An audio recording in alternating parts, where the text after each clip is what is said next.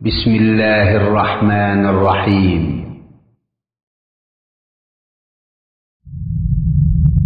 بالتعاون للدعوة والإرشاد وتوعية الجاليات بالدمام.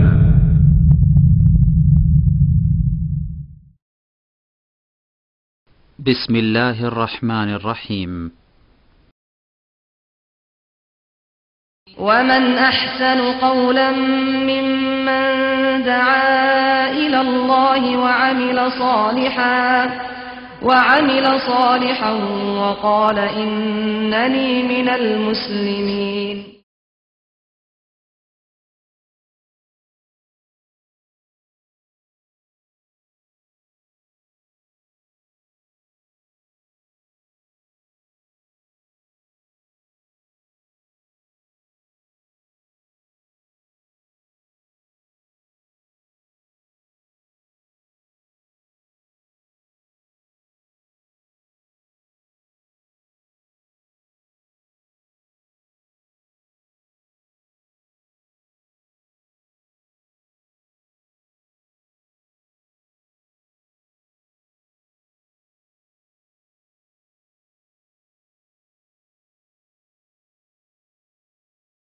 بسم الله الرحمن الرحيم.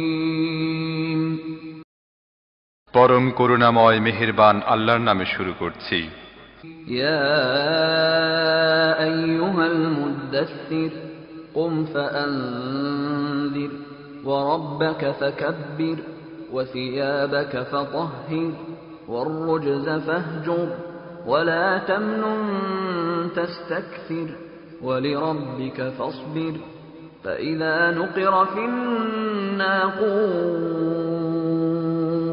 فذلك يومئذ يوم عسير على الكافرين غير يسير.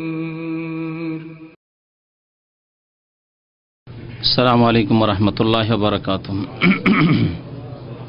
إن الحمد لله نحمده ونستعينه ونستغفره ونعوذ بالله من شرور أنفسنا ومن سيئات أعمالنا من يهده الله فلا مضل له ومن يضلله فلا هادي له وأشهد أن لا إله إلا الله وحده لا شريك له وأشهد أن محمدا عبده ورسوله.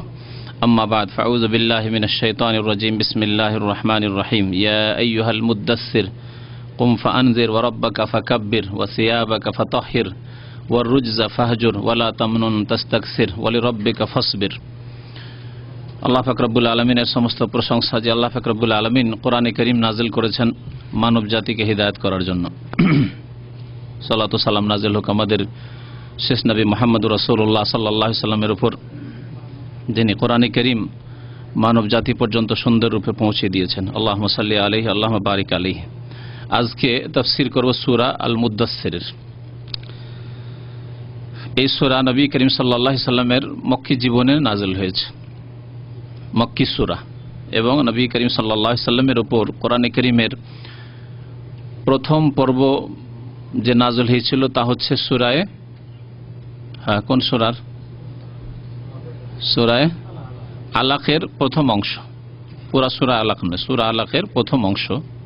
ইকরা বিসমি রাব্বিকাল্লাযী খালাক খালাকাল ইনসানা মিন আলাক ইকরা ওয়া রাব্বুকাল আকরাম আল্লাযী আল্লামা বিল কলম আল্লামাল ইনসানা মা লাম ইয়ালাম, এই 5টি আয়াত। আর তারপরে কিছুদিনের জন্য ওহী বন্ধ হয়ে যায়। ওহী বন্ধ হওয়াকে বলা হয় ফাতরাতুল ওহী। হাদিসে রয়েছে সহিহ বুখারীতে, অন্যান্য হাদিসে, যে এই সময় নবী করিম সাল্লাল্লাহু আলাইহি সাল্লামের থেকে বেশ কিছুদিন ওহী বন্ধ হয়ে গিয়েছিল। সেই সময়টা কতটুকু ছিল এই বিষয়ে ঐতিহাসিকদের ইখতিলাফ আছে। অল্প কয়েকদিন ছিল না বেশ কিছুদিন, মানে বছর বা তার বেশি ছিল, এ নিয়ে দুটি মত আছে। তারপরে দ্বিতীয় পর্বে নাজিল হয় সূরাতুল মুদ্দাসসির। এই সূরা, যে সূরা আমাদের সামনে রয়েছে।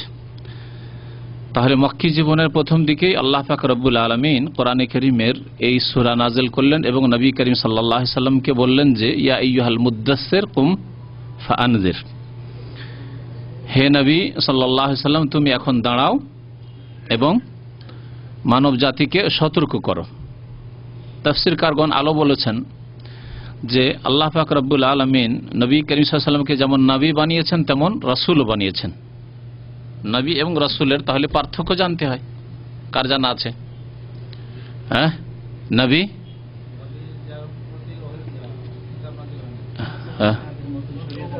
নতুন শরীয়ত এসছে, রাসূল।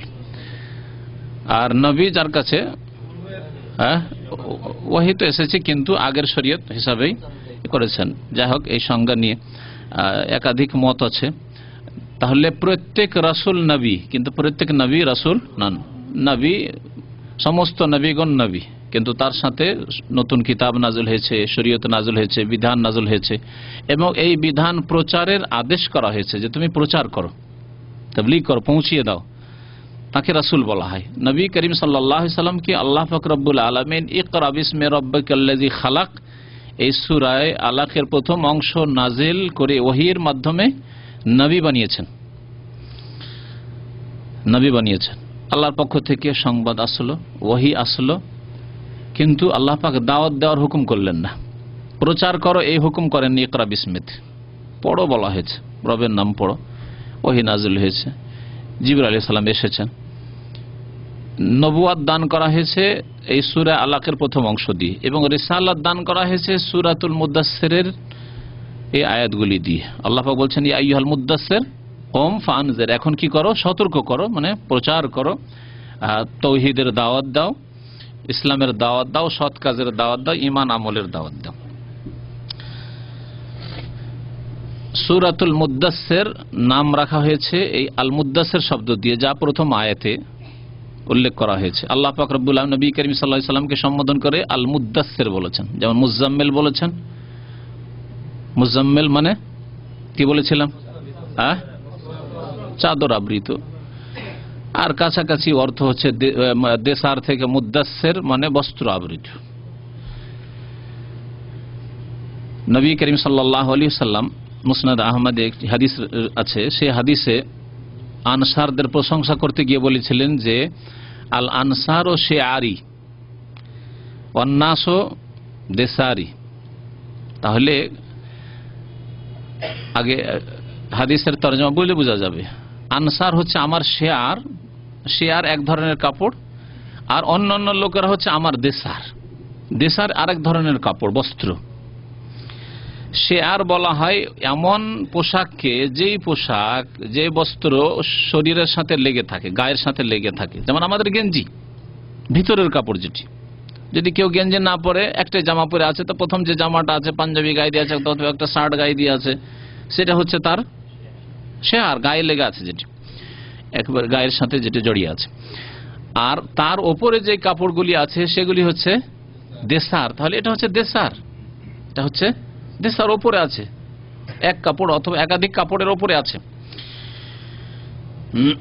নবী করিম সাল্লাল্লাহু আলাইহি সাল্লাম আনসারদের সাথে তার ঘনিষ্ঠ সম্পর্ক, এবং আনসাররা সবচাইতে দ্বীনের ক্ষেত্রে কোরবানি এবং ত্যাগ দিয়েছেন, স্বীকার করেছেন এ কথা, এবং তার গাঢ় সম্পর্কের কথা প্রকাশ করেছেন এই ভাষায়, আন্নাসু দেসারুন ওয়াল আনসারু শিয়ারুন।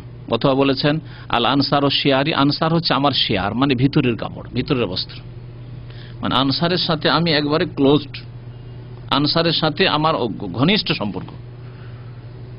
শিয়ার ভিতরের কাপড়েরা, ভিতরের কাপড়ের মতো। আর অন্যান্য লোকেরা, যার মধ্যে মুহাজিরিনরা রয়েছে, যার মধ্যে, অথচ মুহাজিরিন নবী সাল্লাল্লাহু আলাইহি ওয়াসাল্লামের অধিকাংশ গোত্র অথবা মক্কাবাসীরা হিজরত করেছেন নবী সাল্লাল্লাহু আলাইহি ওয়াসাল্লামের সাথে। নবী যেমন হিজরত করেছেন সাল্লাল্লাহু আলাইহি ওয়াসাল্লাম, তেমন তারাও হিজরত করেছেন মুহাজির। এছাড়া অন্যান্যরা যারা বিভিন্ন এলাকা থেকে ইসলাম কবুল করে এসেছে, তাদেরকে কি বললেন নবী সাল্লাল্লাহু আলাইহি ওয়াসাল্লাম? এরা হচ্ছে ওপরের কাপড়।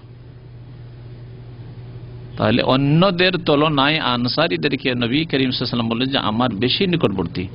এখানে যে শব্দটি বুঝাইতে চেয়েছে সেটা হচ্ছে দেশার মানে উপরের কাপড়, দেশার মানে বস্ত্র, কাপড়। ওই শব্দ থেকে মুদাসসির, ইয়া আইয়ুহাল মুদাসসির, হে মুদাসসির। এখানে একটি গ্রামার বলি, হে, হে এর আরবি কি? ইয়া। তাহলে আইয়ুহা আবার কি? আইয়ুহা কি? আবার কোন কোন যে কোরআন আছে ইয়া আইয়াতুহান নাফসুল মুতমাইন্না, ইয়ার সাথে আইয়াতুহা, হে প্রশান্ত আত্মা, ইয়া আইয়াতুহা আইয়ুহান নাস। হ্যাঁ, ইয়া আইয়ুহান নাস, কখনো ইয়া আইয়ুহান নাস আছে, কখনো আইয়ুহান নাস, যেমন হাদিস আছে। তাহলে ইয়া শব্দটি হচ্ছে হারফে নেদা, আহ্বান করার জন্য, ডাকার জন্য। ওর সাথে কখন আইয়ুহা লাগানো হয় মুজাক্কার হলে, যাকে সম্বোধন করছেন যদি পুরুষলিঙ্গ মুজাক্কার হয় তাহলে ইয়া আইয়ুহান নাস, যেমন ইয়া আইয়ুহার রাজুল, ইয়া আইয়ুহাল মুদ্দাসসির। আর যদি মুআন্নাসকে স্ত্রীলিঙ্গকে সম্বোধন করা হয় তাহলে সেখানে বলা হয় আইয়াতুহা, যেমন ইয়া আইয়াতুহান নাফসুল মুতমাইন্নাহ। যেহেতু নাফসে মুতমাইন্না নাফস আরবিতে মুআন্নাস স্ত্রীলিঙ্গ, যেমন কোন মেয়েকে যদি ডাকেন বা কোন ইয়া আইয়াতুহাল বিনত, ইয়া আইয়াতুহাল বিনত হে মেয়ে, ইয়া আইয়াতুহাল মারআ হে মহিলা, আইয়াতুহা হবে। আবার আইয়ুহা কেন লাগবে? যেই মোনাদাতে আল লাগানো আছে তাতে আইয়ুহা বা আইয়াতুহা বাড়াইতে হবে। যেমন আর রাজুলকে ডাকছেন তো বলবেন ইয়া আইয়ুহার রাজুল। আল মারআতু বা আল বিনতুকে ডাকছেন তখন বলবেন ইয়া আইয়াতুহাল বিনতু, ইয়া আইয়াতুহাল মারআতু। এখানে আল মুদাসসিরকে আল্লাহ পাক সম্বোধন করে ডাকছেন তখন বললেন ইয়া আইয়ুহাল মুদাসসির। ইয়া আইয়ুহান নাস, আন নাসকে ডাকলেন তখন ইয়া আইয়ুহান নাস। এইরকমই আল্লাযিনা দিয়ে যে আছে বা আল্লাযী, ইয়া আইয়ুহাল্লাযিনা আমানু, আল্লাযীটা আলের মতো আলিফ লামের মতো, সেজন্য আল্লাযিনা আমানু ওর আগে কি আসবে ইয়া আইয়ুহাল্লাযিনা আমানু। কিন্তু যখন নাকেরাকে ডাকবেন মানে আল নেই, আলবিহীন যাকে ডাকছেন আলবিহীন, যেমন রাজুলুনকে ডাকছেন তো কি বলবেন ইয়া রাজুল। মুস্তাকিমকে ডাকছেন ইয়া মুস্তাকিম। ইয়া আইয়ুহা যদি আল বলি তাহলে ইয়া আইয়ুহাল মুস্তাকিম হবে। মুবারাককে যদি ডাকি ইয়া মুবারাক, তাল হে মুবারক। কিন্তু যদি আল মুবারাককে ডাকি তারপর ইয়া আইয়ুহাল মুবারাক। এ হচ্ছে আরবি গ্রামার। তো আল্লাহ পাক রব্বুল আলামিন বলছেন ইয়া আইয়ুহাল মুদ্দাসসির। আমরা গ্রামার সবগুলি এখানে আলোচনা করতে পারবো না এবং জনসাধারণের জন্য গ্রামারে বেশি ফায়দাও নেই। তবে যারা আলেম বা কিছু মাদ্রাসায় পড়েছেন তাদের কিছু ফায়দা আছে। আর সব কিছু না যদি আমরা শিখতে পারি তো কিছু যদি জানা থাকে তাহলে একটা অনুমান আইডিয়া থাকবে যে এখানে ইয়ার সাথে আইয়ুহা কেন আসলো, অথচ কোন জায়গায় আছে ইয়া দিয়ে, শুধু ইয়া দিয়ে আছে।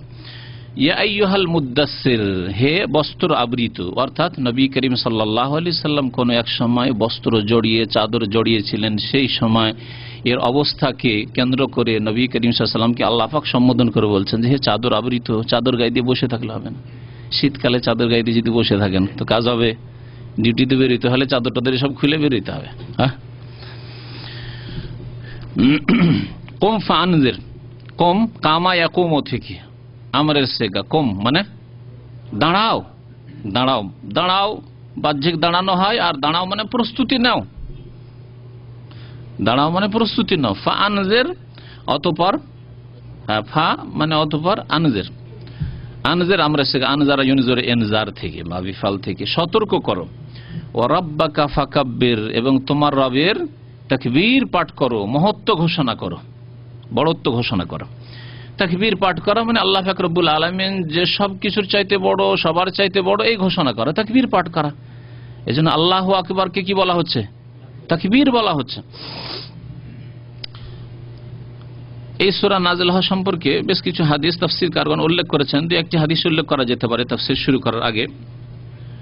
যেমন সহিহ বুখারী এবং মুসলিমে রয়েছে আবু সালামা রাদিয়াল্লাহু তাআলা আনহু থেকে বলছেন যে জাবের ইবনে আব্দুল্লাহ বর্ণনা করছেন যে রাসূলুল্লাহ সাল্লাল্লাহু আলাইহি ওয়াসাল্লামের কাছ থেকে তিনি শুনেছেন ইউহাদ্দিসু আন ফাতরাতিল ওয়াহি, মধ্যখানে একবার ওয়াহি বন্ধ হয়ে গিয়েছিল, এই ঘটনা তিনি বর্ণনা করছিলেন। আর সেই হাদিসে বললেন, সংক্ষেপ করা হয়েছে, ফাবাইনা আনা আমশি, নবী সাল্লাল্লাহু বলছেন যে আমি রাস্তা দিয়ে চলছিলাম, এই যে সামিআতু সাওতাম মিনাস সামায়, হঠাৎ করে আকাশ থেকে যেন একটি আওয়াজ আসছে, আওয়াজ শুনতে পেলাম। ফারাফাতু বাসারি কিবালাস সামা, তখন আকাশের দিকে, স্বাভাবিক আওয়াজ শুনলে মানুষ ওপর দিকে চেয়ে দেখে, যেমন আমরা জাহাজের ছোটকালে, বিশেষ করে আজকাল তো জাহাজ দেখি আর চড়ে তো মন ভরে গেছে আপনাদের, কিন্তু মনে আছে ছোটকালে যদি এলাকাতে জাহাজের একটু আওয়াজ শুনেছি তো দেখার জন্য পাগল, কোন দিকে রে, কোন দিকে রে, কোন দিকে, আকাশে দেখতে পাই না মেঘলা আকাশ, তারপর কত চেষ্টা দেখার জন্য। নবী করিম সাল্লাল্লাহু আলাইহি সাল্লাম আকাশের দিকে চেয়ে দেখলেন, ফাইজাল মালাক, দেখলেন ফেরেশতা, আকাশ থেকে একটি আওয়াজ হচ্ছে এবং ফেরেশতা নেমে আসছেন। মালাক আল্লাযী জাআনি বিহিরা, যেই ফেরেশতা এর পূর্বে হিরা গুহায় আগমন করেছিলেন। তাহলে বোঝা গেল যে এর আগে একবার ফেরেশতা এসেছিলেন। এতে এও বোঝা গেল যে যে আয়াত নাযিল হতে যাচ্ছে তার আগে হিরাতে আয়াত নাযিল হয়েছে মানে ফেরেশতা এসেছেন, ফেরেশতাকে নবী সাল্লাল্লাহু আলাইহি ওয়াসাল্লাম দেখেছেন, মানে ইকরা বিসমি নিয়ে এসেছিলেন ফেরেশতা। এর আগে যে একটু আগে বলছিলাম, কায়েদুন আলা কুরসিন বাইনা সামাই ওয়াল আরদ, ফেরেশতা কি যেমন তেমন আমাদের মতো 3.5 হাতের, এমন এক বিশাল কুরসিতে বিরাজমান বসে আছেন, যেই কুরসি এবং ফেরেশতা আসমান জমিনের মাঝখানে মনে হচ্ছে ঘিরে আছে। সুবহানাল্লাহ। ফেরেশতা আল্লাহ পাক রব্বুল আলামিনের বিশাল সৃষ্টি এবং অত্যন্ত শক্তিমান সৃষ্টি। কায়েদুন আলা কুরসি, কুরসিতে বসে আছেন, বাইনা সামাই ওয়াল আরদ, এবং এই কুরসি আসমান জমিনের মাঝখানে। আর এক হাদিস আছে যে ফেরেশতা যখন আসলেন দেখলাম কাদ সাদ্দাল উফুক, মনে হচ্ছে একটি দিগন্তকে ঘিরে ফেলেছে। দিগন্ত মানে এই দিক থেকে ওই দিক পর্যন্ত, দুনিয়ার পৃথিবীর এক কর্নার থেকে আরেক কর্নার পর্যন্ত ঘিরে ফেলেছে। ফাজুইস্তু মিনহু, নবী সাল্লাল্লাহু আলাইহি ওয়াসাল্লাম বলেন দেখি আমি ভয় খেয়ে গেলাম, ঘাবড়িয়ে গেলাম। হাত্তা হাওয়াইতু ইলা আরদ, এমন হলো যে আমি মনে হয় বেহুশে পড়ে যাব।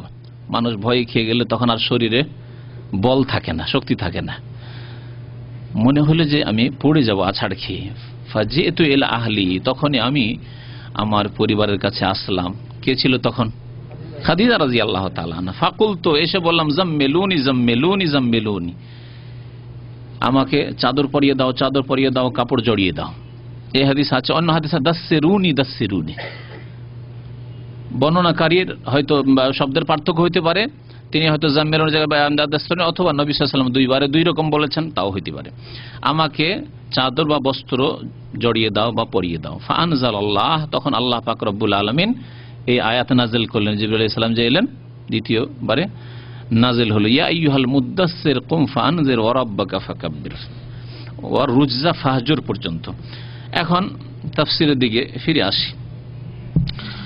আল্লাহ পাক নবী সাল্লাল্লাহু আলাইহি ওয়াসাল্লামকে তাহলে তাকবীর পাঠ করতে বললেন, আল্লাহ পাক রব্বুল আলামিনের মহিমা ঘোষণা করতে বললেন, এবং দাওয়াত দিতে বললেন, কুম ফাআনজির, সতর্ক করো, জাহান্নামের রাস্তা থেকে সতর্ক করো, পাপ থেকে সতর্ক করো, হারাম থেকে, অন্যায় থেকে, শিরক থেকে, কুফরি থেকে সতর্ক করো, সতর্ক করো।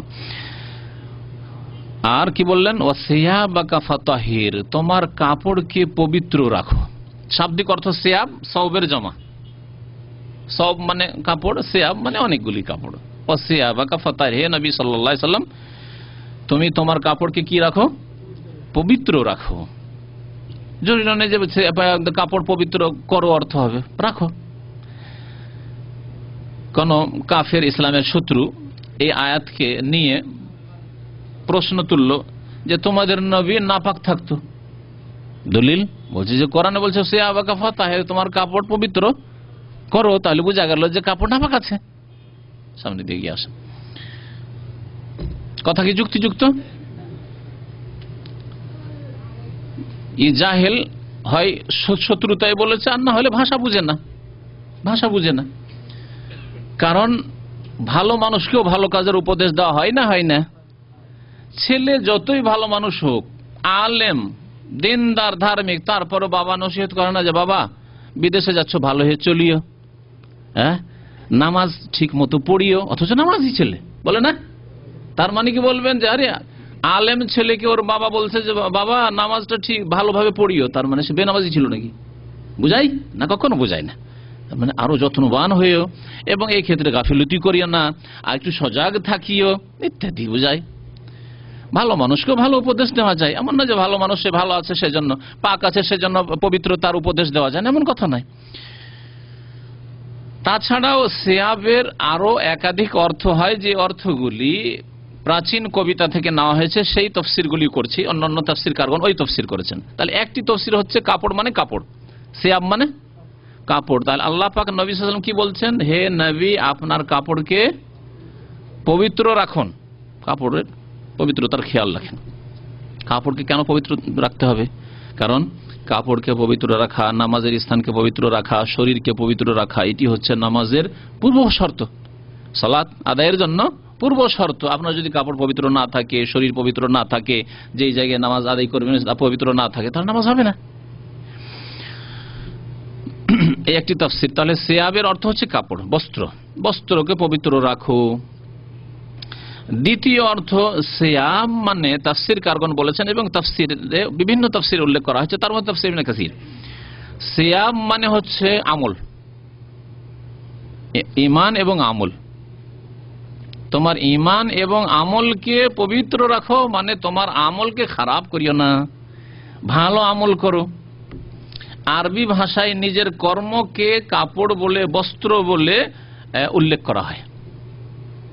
তাহলে ঈমান, আমল, কর্মকে এখানে বোঝানো হয়েছে। হে নবী সাল্লাল্লাহু আলাইহি ওয়াসাল্লাম, আপনার কি করেন? ঈমান এবং আমলকে পবিত্র রাখেন, মানে পাপ মুক্ত জীবন যাপন করেন, পাপ মুক্ত জীবন যাপন করেন, সৎ জীবন যাপন করেন। আমরা বলি না যে এই লোকটির জীবন পবিত্র জীবন। পবিত্র জীবন মানে কি? হ্যাঁ, মানে উজু করে থাকে আর গোসল করে থাকে, তাই না? হ্যাঁ, পবিত্র জীবন মানে পাপ মুক্ত জীবন, খুব পবিত্র মানুষ, পুত পবিত্র মানুষ, মানে গুনাহ করে না, পাপ করে না, অন্যায় কাজ করে না, কারোর জুলুম করে না, আল্লাহর ফরজ ওয়াজিব তরক করে না, নেক মানুষ, এই বুঝায়। তাহলে এই অর্থে বোঝানো হয়েছে। এই একটি তাফসির। দুটি তাফসির হলো। আর একটি তাফসির করা হয়েছে এই আয়াতের সিয়াব আরবি ভাষায়, পুরাতন কবিতায় 1400 বছর আগে আরবরা তাদের কাব্য রচনায় সিয়াব বলতো নিজের কলবকে, অন্তরকে।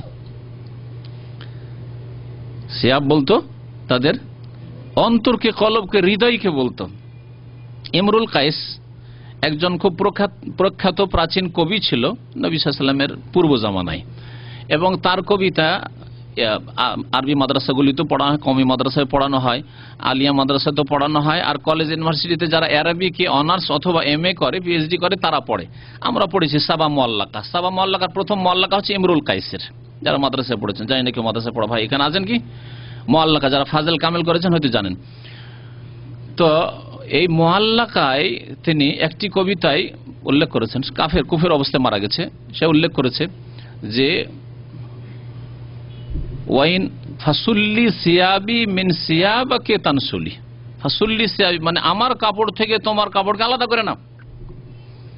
কারোর সাথে ভালোবাসা হয়েছে, আর কবিরা লম্পটি হয় বেশিরভাগ, অধিকাংশ। আল্লাহ পাক রব্বুল এই জন্য কাব্য রচনার প্রশংসা করেননি।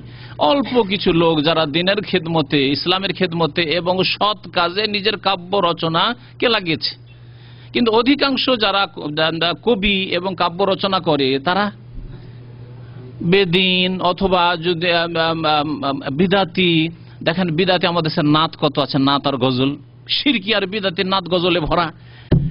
আর তারপরে হয় কিছু দৃশ্য দেখলো, সিন দেখলো, তারই কিছু একটা তুলে ধরলো, অথবা বেশিরভাগ তাদের থাকে অবৈধ সম্পর্ক থাকে, মহিলাদের অঙ্গ প্রত্যঙ্গ সেগুলি তুলে ধরে। যেমন আজকালকার গানে আপনারা জানছেন ভালো করে, নোংরামি ছাড়া আর অশ্লীলতা ছাড়া আর কিছু নেই। তাহলে এগুলি হচ্ছে যারা কাব্য রচনা করে তাদের স্বভাব। তো এও এক ওই রকমই ব্যক্তি ছিল। সে বলছে যে যাকে ভালোবাসতো তাকে, যে তোমার কাপড়কে আমার কাপড় থেকে আলাদা করে নাও, মানে তোমার অন্তরকে তোমার জায়গা আমি আমার অন্তরে দিয়েছি, আর আমার জায়গা তোমার অন্তরে কেন আলাদা হয়ে যাও? তোমার সাথে আমার কোনো সম্পর্ক নেই, আমার তোমার সাথে কোনো সম্পর্ক নেই। তাহলে এখানে সিয়াব মানে অন্তরকে বোঝানো হয়েছে। তাহলে আল্লাহ পাক রব্বুল আলামিন কি বলতে চাইছেন নবী সাল্লাল্লাহু আলাইহি ওয়াসাল্লামকে? ওয়া সিয়াবাকা ফাতাহির, হে নবী তোমার অন্তরকে তুমি পবিত্র করো। এর মানে কি? অর্থ আলাদা হয়ে যাবে, অর্থ আলাদা হয়ে যাবে। নবী করিম সাল্লাল্লাহু আলাইহি ওয়াসাল্লামের অন্তরে কি শিরক কুফরি ছিল? না, কখনো তিনি শিরক কুফরিতে বিশ্বাসী ছিলেন না। প্রতিমা, পুতুল পূজায়, 360টি মূর্তি, কাবার চারিদিকে, এগুলিকে ছোট থেকেই মানে প্রাকৃতিক ভাবে ফিতরত হিসাবে তিনি ঘৃণা করতেন, কখন এগুলোর কাছে যেতেন না। তিনি তো দূরের কথা, আবু বকর সিদ্দিক পর্যন্ত কোনোদিন এ প্রতিমা পুতুলের কাছে যেতেন না। উসমান রাদিয়াল্লাহু তাআলা কোনোদিন প্রতিমা পুতুলের কাছে যেতেন না। এইরকম মুষ্টিমেয় কয়েকজন সাহাবায়ে কেরাম ছিলেন যারা জাহেলি জামানায় তারা মূর্তি পূজাকে ঘৃণা করতে এবং সেগুলির কাছে যেত না, তাদের শিরকি জামানায়। তাহলে অন্তরকে পবিত্র করো এর অর্থ হচ্ছে নবী করিম সাল্লাল্লাহু আলাইহি সাল্লামের উপর যখন ওহী নাজিল হয় তখন অত্যন্ত ভয়ে ভীত হয়ে গিয়েছিলেন এবং তিনি মানসিক দিক থেকে ভেঙে পড়েছিলেন। এই অন্তরে যে এই দুর্বলতা, ভয়ের ব্যাধি ঢুকে গেছিল, কি হবে আমার, আমি কি বাঁচবো, আমার কি হবে, কাঁপতেন আর জ্বর চলে আসতো। আল্লাহ পাক রব্বুল বলছেন যে এখন ভয় করতে হবে না, না আপনাকে কোনো জিনে ধরেছে, না শয়তানে ধরেছে, না আপনার কোনো বালা মুসিবত এসছে, না বিপদ এসছে। আপনার অন্তরকে, অন্তরের দুর্বলতা, কমজোরি থেকে পাক পবিত্র করেন এবং দিনের দাওয়াতে বেরিয়ে যান কুম ফানজির। এই অর্থ করা হয়েছে। ওয়ার রুজা ফাহজুর, আল্লাহ বলছেন ওয়ার রুজা ফাহজুর। রুজের দুইটি তাফসীর করা হয়েছে। একটি তাফসীর হচ্ছে প্রতিমা পুতুল, প্রতিমা পুতুল পূজাকে তুমি পরিহার করো। ফাহজুর হাজারে হাজারো মানে ত্যাগ করা, ছেড়ে দেওয়া। এনে কথা বন্ধ করাকে হাজারা বলা হয়েছে। লা ইয়াহিল্লু লিল মুসলিমিন আন ইয়াহজুরা আখাহু ফাওকা সালাসিন, কোন মুসলিমের জন্য হালাল নয় যে 3 দিনের বেশি কারো সাথে কথা বন্ধ করবে। আন ইয়াহজুরা আখাহু ফাওকা সালাসিন, 3 দিনের বেশি কথা বন্ধ করবে। তাহলে 3 দিনের কম কথা বন্ধ করা যায় নাকি? হ্যাঁ, 3 দিনের, হ্যাঁ অনুমতি 3 দিনের কম হলে অনুমতি দেওয়া হয়েছে রাগ ঠান্ডা করার জন্য। যদি খুব বেশি গরম হয়ে যান তো 1 দিন 2 দিনের মধ্যে ঠান্ডা করে আসেন। ঠান্ডা না হলে তো হঠাৎ করে মেলা যায় না, আবার অনেক সময় এরকম হয়। 3 দিনের বেশি চলবে না। এত আপনার টেম্পার উঠেছে যে গরম আর নামে না, 6 মাস 1 বছর হয়েছে, তারপর রাস্তায় দেখলে এই দিক থেকে এইদিকে দেখলে ওই দিকে টান না, খবরদার এমন যেন না হয়, মিলতে হবে। আপনাকে শরীয়তে মেজাজ ঠান্ডা করার জন্য, রাগকে কমানোর জন্য এই সময়টা দেওয়া হয়েছে 3 দিনের কম। তো কোন মুসলিমের সাথে তাহলে কথাবার্তা বন্ধ করা, যার সাথে রাত দিন দেখা সাক্ষাৎ হওয়ার সম্ভাবনা আছে, হচ্ছে, অথচ আপনি সম্পর্ক ছেদ করে রেখেছেন, মুসলিম মুমিন এর সাথে জায়েজ নয়। দিনের খেদমতে জায়েজ আছে, দিনের খেদমতে জায়েজ আছে। এটাকে আবার এমন ভাবে নেবেন না যে আবার যে কোন বেদিন বেনামাজি ইসলামের শত্রু আর তার সাথে কথা বন্ধ করা যাবে না। নবী করিম সাল্লাল্লাহু আলাইহি সাল্লামের কোন একটি ভুল করাতেই কাব বিন মালিকের সাথে 50 দিন কথাবার্তা বন্ধ করেছেন, সহিহ বুখারী হাদিসে রয়েছে। তারপরে তার তওবা আল্লাহ কবুল করেছেন, তখন নবী করিম সাল্লাল্লাহু আলাইহি সাল্লাম আবার তাকে ডেকেছেন। তো আল্লাহ পাক রব্বুল কি বলছেন, ওয়ার রুজা ফাহজুর, প্রতিমা পুতুল পূজাকে হে নবী তুমি পরিহার করো, পরিহার করে চলো। এই যে প্রতিমা পুতুলের ঘৃণা তোমার অন্তরে আছে, তার উপর তুমি অটল থাকো, কখনো প্রতিমার কাছে যাবে না, পুতুল পূজার কাছে যাবে না, শিরকের কাছে যাবে না।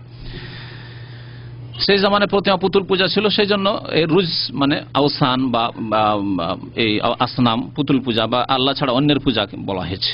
এছাড়া যদি কবর মাজার পূজা হয় যা হচ্ছে, তাহলে তা পরিহার করার আদেশ আল্লাহ পাক রব্বুল আলামিন দিয়েছেন। আর একটি অর্থ হচ্ছে রুজ মানে এর চাইতে ব্যাপক। রুজ মানে যে কোনো অনিষ্ট, যে কোনো পাপ কাজ অনিষ্টকে উদ্দেশ্য করা হয়েছে। তাহলে কি অর্থ হবে, তুমি সমস্ত অনিষ্টকে, পাপ কাজকে, খারাপ কাজকে ফাহজুর পরিহার করো। আর যার একটা অংশ হচ্ছে শিরক, প্রতিমা পুতুল পূজা, কবর মাজার পূজা, ব্যক্তি পূজা, অন্ধত্ব, এ সবগুলি সমস্ত রকম পাপ, জেনা, ব্যভিচার, সুদ, ঘুষ সব চলে আসবে তখন এর মধ্যে। আর একটি তাফসীর তাহলে ব্যাপক। ওয়ালা তামনুন তাস্তাকসির, আল্লাহ বলছেন তুমি কারো উপর অনুগ্রহ করিও না অধিক পাওয়ার আশায়। ওয়ালা তামনুন মানে অনুগ্রহ করিও না, মান্নুন মানে ইহসান করা, অনুগ্রহ করা। লা তুবতিলু সাদাকাতিকুম বিল মান্নি ওয়াল আযা, তোমরা দান খায়রাত করে দান খায়রাতকে নষ্ট করিও না। মান মানে ইহসান জিতলানো, যেটাকে বলা হয় উর্দু ভাষায়, সেটা বলবেন কারো উপরও অনুগ্রহ করে আবার তাকে খোটা দেওয়া। আরে তোকে তো আমি বিদেশে নিয়ে এলাম রে, হ্যাঁ তোকে তো আমি মানুষ করলাম, আর তোর চোখ মোটা হয়ে গেছে, তুই বড় লোক হয়ে গেছিস ইত্যাদি। এসব কথা দান করেছো, আল্লাহর রাস্তায় করেছো, আল্লাহর জন্য, আল্লাহ সন্তুষ্টির জন্য করো। সে ক্ষতি করুক, লাভ করুক, তোমার কাজে না আসুক না, তার কাছ থেকে আশা করিও না যে বদলা পাবো, না, অন্যের মাধ্যমে আল্লাহ পাক তোমাকে বদলা দেবেন। যে কোনো মানুষ যখনই যার ইহসান করেছে, অনুগ্রহ করেছে, তার কাছে যদি কিছু পাওয়ার চাওয়ার আশা রাখে, তাহলে কষ্ট পাবে, দুনিয়াতেও কষ্ট পাবে, আখিরাতেও কষ্ট পাবে। দুনিয়াতে কষ্ট, মানসিক কষ্ট, যে হায় রে আমার ছোট ভাইটাকে এত আদর করে মানুষ করলাম, পড়াইলাম, কত টাকা পাঠাইলাম, আর তারপরে এত বড় লোক, সে অহংকারী হয়ে গেল, আমার সাথে ভালো করে কথাই বলে না, তার বিবাহতে পর্যন্ত আমাকে পরামর্শ আমার কাছে নিল না, ডাকলো না। আরে আক্ষেপের শেষ নাই। আমার ছেলেদেরকে একটা পয়সা কোনোদিন দেয় না, অথচ ওকে আমি লাখ লাখ টাকা দিয়ে মানুষ করেছি, ওকে স্কুল কলেজ পড়িয়ে, মাদ্রাসা পড়িয়ে ইত্যাদি। হায় রে হায়, ঘুম হারাম হয়ে যাবে যদি এরকম আফসোস করেন। তাহলে ইহসান করার পরে, অনুগ্রহ করার পরে যদি তার কাছ থেকে কিছু পাওয়ার আশা রাখেন, তাহলে মানসিক কষ্ট, দুনিয়া তো এটা আযাব, মানসিক কষ্ট হচ্ছে দুনিয়ার আযাব, যা ঘুম হারাম করে দেয়, অশান্তি আর অশান্তি, বুক জ্বালা করছে, থাকতে পারছেন না আপনি, ছটপট করছেন আপনি, এই দুনিয়ার আযাব। আর আখিরাতের আযাব যে আপনি ছেলে মানুষ করে অথবা ভাই মানুষ করে বা কোনো জামাইকে কিছু দিয়ে অথবা আত্মীয় স্বজনকে কিছু উপকার করে বা কোনো ভাইকে, কোনো মুসলিম ভাইকে উপকার করে তারপরে তার কাছ থেকে কিছু পেলেন না দুনিয়াতে, সেই জন্য ভাবছেন যে হায় রে কিছু পেলাম না। দুনিয়া তো অশান্তি আছে, কিন্তু আখেরাতে কিছুই রাখলেন না। আপনি আপনার সাদকাকে, দানকে নষ্ট করে দিলেন। যে কথা আল্লাহ বলছেন, লা তুবতিলু সাদাকাতিকুম বিল মান্নে, তোমাদের দান খায়রাতকে নষ্ট করে দিও না কি করে? খোটা দিয়ে, যে তোর জন্য এই করেছিলাম আর তুই এই করলি। খবরদারি কথা বলিয়েন না। করেছেন আল্লাহর সন্তুষ্ট, ইন্নামা নুতইমুকুম লিওয়াজহিল্লাহ, আল্লাহর সন্তুষ্টির জন্য।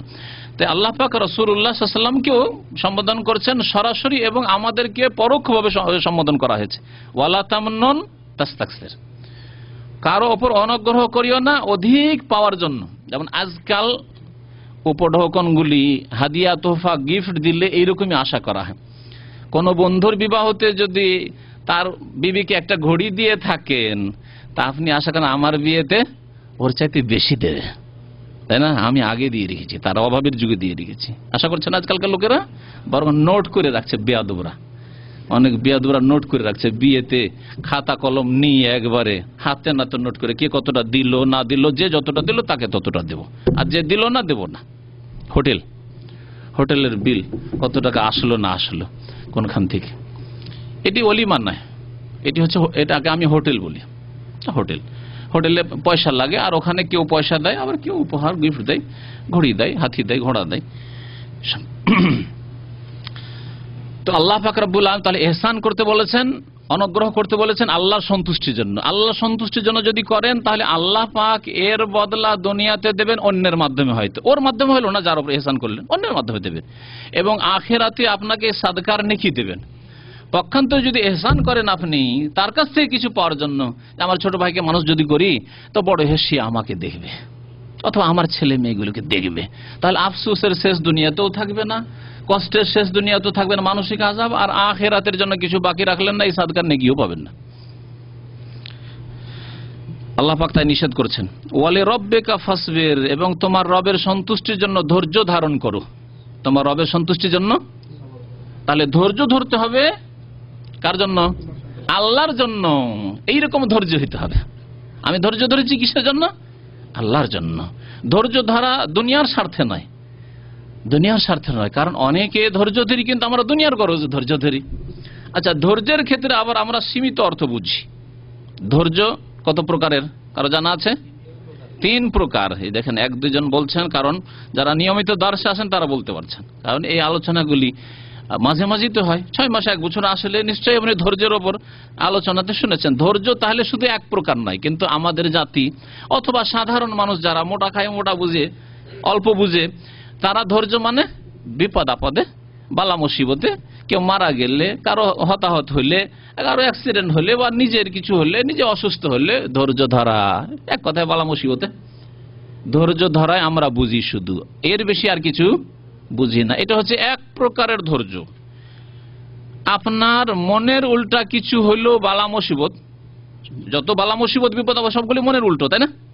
আপনি কি চান যে আপনি আহত হন? আপনি কি চান যে আপনার দুর্ঘটনা হোক? আপনি কি চান যে আপনার কেউ মারা যাক আপনজন? যদিও মারা যাবে অবশ্যই, কিন্তু চান না। তারপর না, থাক আরো কিছুদিন থাক, আরো কিছুদিন থাক। তো মনের উল্টো যেগুলি হয়, এই ক্ষেত্রে বালা মুসিবতের ক্ষেত্রে ধৈর্য ধারণ করা আমরা বুঝি, এটি হচ্ছে 1 প্রকারের সবর। আর আরেক প্রকারের সবর হচ্ছে আসসাবরু আলা তাআতিল্লাহ, আল্লাহর আনুগত্যের ওপর, নেকির ওপর, ফরজ ওয়াজিব আদায় করার ওপর কি থাকা, দিনের ওপর অটলতার ক্ষেত্রে ধৈর্য ধারণ করা। ধৈর্য, এর উপরে ধৈর্য প্রয়োজন আছে। ধৈর্য ছাড়া খাঁটি নামাজি হতে পারে না, ধৈর্য ছাড়া খাঁটি নামাজি হতে পারে না। দেখেন অনেকে নামাজ ধরে রমজান মাসে, কিন্তু অধৈর্য, ধৈর্য হারা নামাজি, ধৈর্য হারা। রমজানে নামাজ পড়লো, রমজান পরে 10-20 দিন চালালো, তারপর আবার শেষ, তাই না?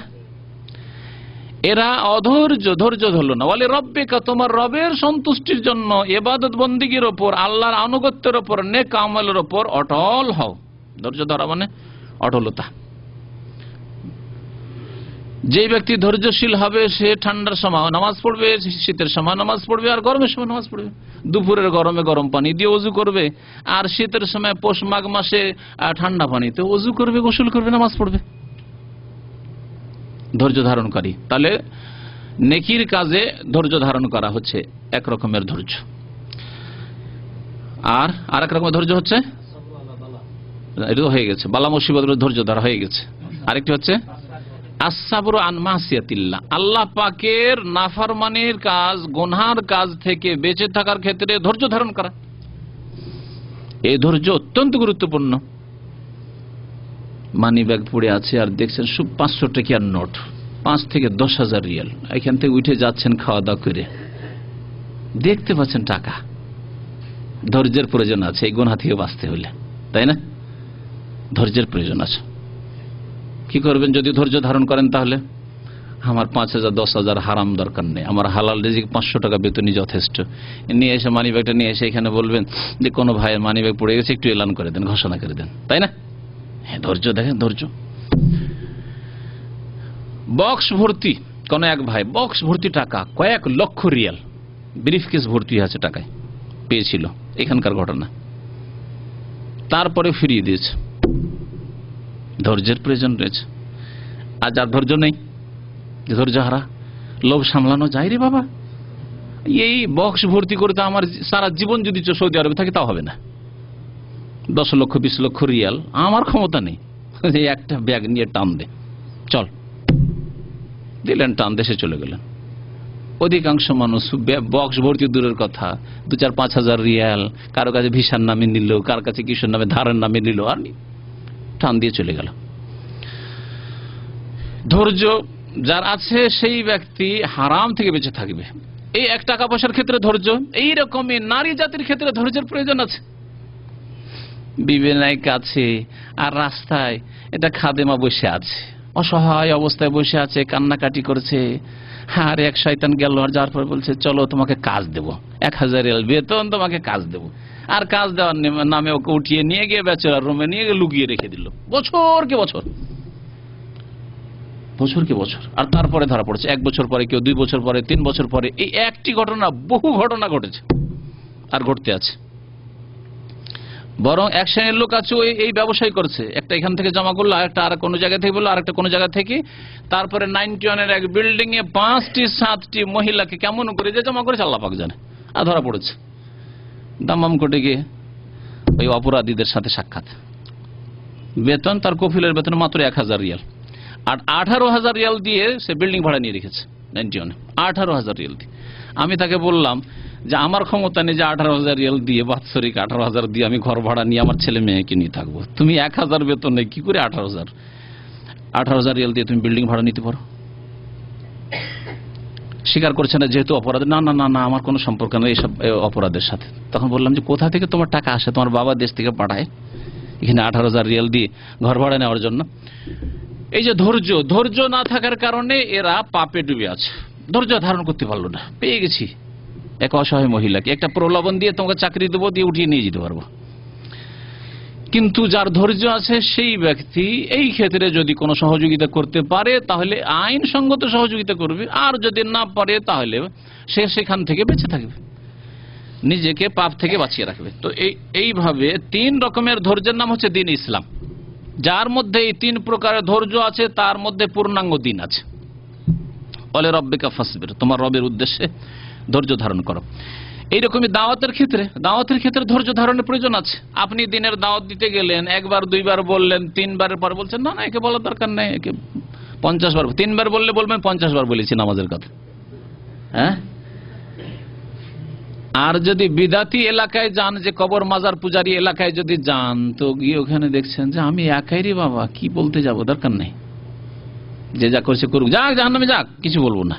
অথচ আপনি বলতে পারতেন, যদি বলতে না পারেন, এল মতটুকু নাই, তাহলে আপনি কিছু কিতাব দিতে পারতেন, কিছু ইসলামিক ক্যাসেট সিডি ইত্যাদির মাধ্যমে দাওয়াতি কাজ করতে পারতেন। কিন্তু না, এই ক্ষেত্রে আপনি ধৈর্য ধরলেন না। এটি হচ্ছে আল্লাহর আনুগত্যের কাজ, আল্লাহ সন্তুষ্টির কাজ। সুতরাং এই ক্ষেত্রে ধৈর্যের প্রয়োজন রয়েছে। ওয়ালি রাব্বিকা, আল্লাহ পাক নবীকে বলছেন তোমার রবের সন্তুষ্টির জন্য ধৈর্য ধারণ করো। কে কি বলছে? কে অসন্তুষ্ট হয়ে যাবে দিনের দাওয়াত দিলে, লা ইলাহা ইল্লাল্লাহ বললে, আল্লাহ ছাড়া অন্যের ইবাদত করিও না, এই দাওয়াত দিলে, নেক আমলের দাওয়াত দিলে এই পরোয়া করিও না, ধৈর্য ধারণ করো। ফায়দা নকেরা ফিন নাকুর, সুতরাং যখন সিংগায় ফুৎকার, নাকুর মানে সুর, সিংগায় যখন ফুৎকার দেওয়া হবে, কখন? কিয়ামতের দিনে। কয়টি ফুক দেওয়া হবে? তিনটি, দুইটির ইখতিলাফ আছে তাফসীরকারদের, কিন্তু এই ক্ষেত্রে সঠিক হচ্ছে তিনটি, কারণ আল্লাহ পাক রব্বুল আলামিন তিন রকমের সিংহায় ফুৎকারের কথা উল্লেখ করেছেন, বাকি আল্লাহ ভালো জানেন। ফাযালিকা ইয়াউমাইযিন ইয়াউমুন আসির, এই দিন অত্যন্ত কঠিন দিন হবে। যেই দিন সিংহায় ফুৎকার দেওয়া হবে সেই দিন এত সহজ নয় যে আরাফার মাঠ, যাক একটু ভিড়ভাড় আছে আর কি, না, এত সহজ বিষয় নয়। বিশেষ করে আলাল কাফিরিনা গায়রু ইয়াসির, কাফেরদের জন্য অত্যন্ত কঠিন। কাফেরদের জন্য গায়রু ইয়াসির মানে সহজ নয়, মানে বড়ই মুশকিল। তাহলে কাফেরদের জন্য যখন বড়ই মুশকিল, তাহলে মুমিন মুসলিম সৎকর্মশীলদের জন্য না অত মুশকিল নয়, তাদের জন্য হিসাবা ইয়াসিরা হবে। ফাআম্মা মান উতিয়া কিতাবাহু বিয়ামিনিহি ফাসাওফা ইউহাসাবু হিসাবা ইয়াসির। আল্লাহ পাক বলছেন যাদের ডান হাতে আমলনামা দেওয়া হবে আর তারা হচ্ছে মুমিন সৎকর্মশীল। এমন নয় যে জাতিতে মুসলিম বেনামাজি আবার ডান হাতে আমলনামা, নাকি? জাতিতে মুসলিম আবার সুদ খায়, ঘুষ খায়, বেঈমানি করে, আত্মসাৎ করে, রোজা রাখে না, যাকাত দেয় না, আবার ডান হাতে আমলনামা দেওয়া হবে নাকি? না, ওই দেশি তরিকায় মুসলিম বুঝবেন না। মুসলিম মানে যে বিশ্বাসে মুসলিম আর আমলে মুসলিম, সে মুসলিম, সে মুমিন। তো মুমিনদের ডান হাতে দেওয়া হবে ফাসাওফা ইউহাসাবু হিসাবান ইয়াসিরা, তাদের সহজ হিসাব হবে। কিন্তু আলাল কাফিরিনা গায়রু ইয়াসির, কাফেরদের জন্য সহজ নয়। তারপর আল্লাহ পাক রব্বুল আলামিন আরেকটি প্রসঙ্গ উল্লেখ করছেন, সেটা হচ্ছে বিশেষ একজন কাফেরের কথা। কাফের নেতা মক্কার অধিকাংশ তাফসীরকারগণ বলেছেন বিশেষ এক ব্যক্তি, যার নাম ছিল ওয়ালিদ ইবনুল মুগীরা আল মখজুমি। অত্যন্ত বাকপটু ছিল আর খুব ভাষার পণ্ডিত ছিল।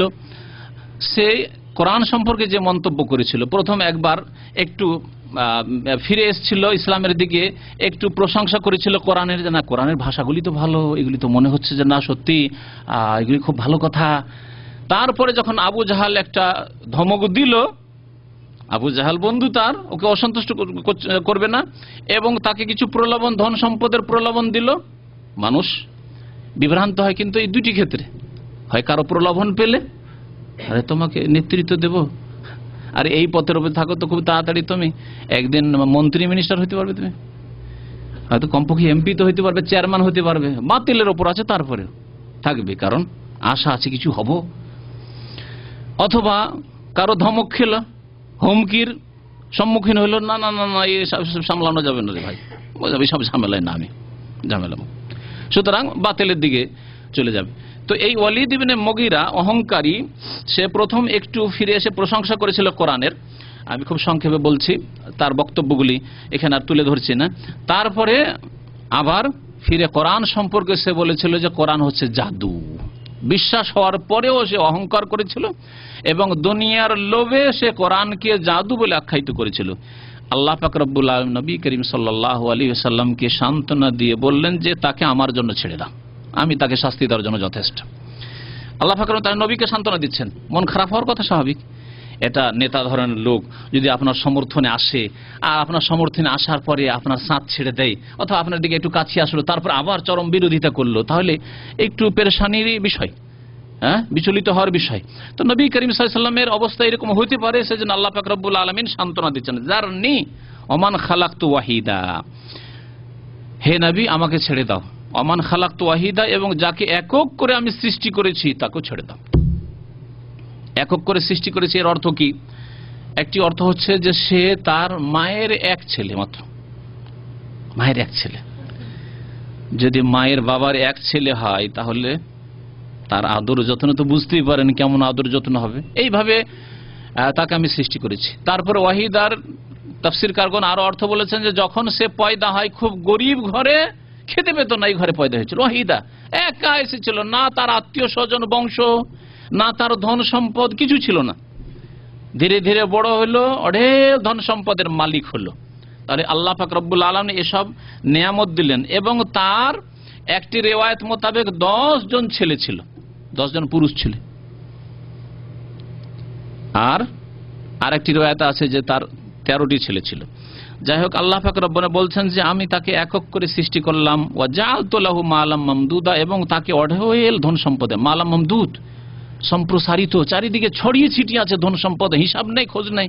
আজকাল যেমন অনেক পয়সাওয়ালা পুঁজিপতিদের অবস্থা, হ্যাঁ, যে কোথায় কোথায় কোন কোন ব্যাংকে যাচ্ছে বলতে পারবেন যে কত পয়সার মালিক সে। আল্লাহ পাক রব্বুল আলামিন একে অনেক ধন সম্পদে মালাম মামদুদা, মাদ্দে আমুদ্দ মানে সম্প্রসারিত করা, ওখান থেকে হচ্ছে মামদুদ ইসম মাফউল শেখা, তাকে অঢেল ধন সম্পদ আমি দিয়েছিলাম। ও বানিনা শুহুদা, এবং তাকে সন্তান দান করেছিলাম অনেকগুলি, যেগুলি সব সময় তার সামনে উপস্থিত থাকতো। এক তো সন্তান দিলেন, মেয়ে নয় যে কমজোর, মেয়েগুলো বিয়ে দিলে বাড়ি খালি, না, ছেলে। ছেলে আগের জামানায় বিশেষ করে লাঠির খুব মূল্য ছিল, আজকালও গ্রামে গঞ্জে আছে, তাই না? কার কত লাঠি আছে রে, হ্যাঁ, লাঠি নিয়ে লড়াই করবে, আমার 10 ব্যাটা আছে, কে পারে আমাকে, এসব জাহিলি যুগের লড়াই ছিল। তো আল্লাহ পাক রব্বুল আলামিন তাকে 10 ছেলে, এবং ছেলেও যদি আমার বিদেশে না থাকে, দেশে থাকে, বাড়িতে চোখের সামনে, তাহলে কি গরম, হ্যাঁ, বিদেশে পাঠিয়ে দিয়ে কে কোথায় আর বুড়া বুড়ি একাই, তাহলে তো কমজোর দুর্বল হয়ে আছে, তাই না? যদি পয়সার দিক দিয়ে হয়তো বিদেশ থেকে আজকালকার জামানা যেমন পয়সার দিক দিয়ে হয়তো একটু সচ্ছল, কিন্তু এমনিতে ক্ষমতার দিক দিয়ে অনেক সময় দুর্বল। তো আল্লাহ পাক বলছেন ওকে ছেলে সন্তান দিয়েছিলাম 10 বানিন ও শুহুদা, এবং সেগুলি সব সামনে থাকতো। ওয়ালিদ বিন মুগিরার নেতা যখন বসতো মক্কায় কুরাইশদের মাঝে, কুরাইশ গোত্রের, মখজুম, বনু মখজুম গোত্রের বসতো, তখন 10 ছেলে এইদিকে ওইদিকে 10 জন ছেলে বসে আছে। কে কাছে আসে সাহস করে কথা বলার জন্য তার সাথে?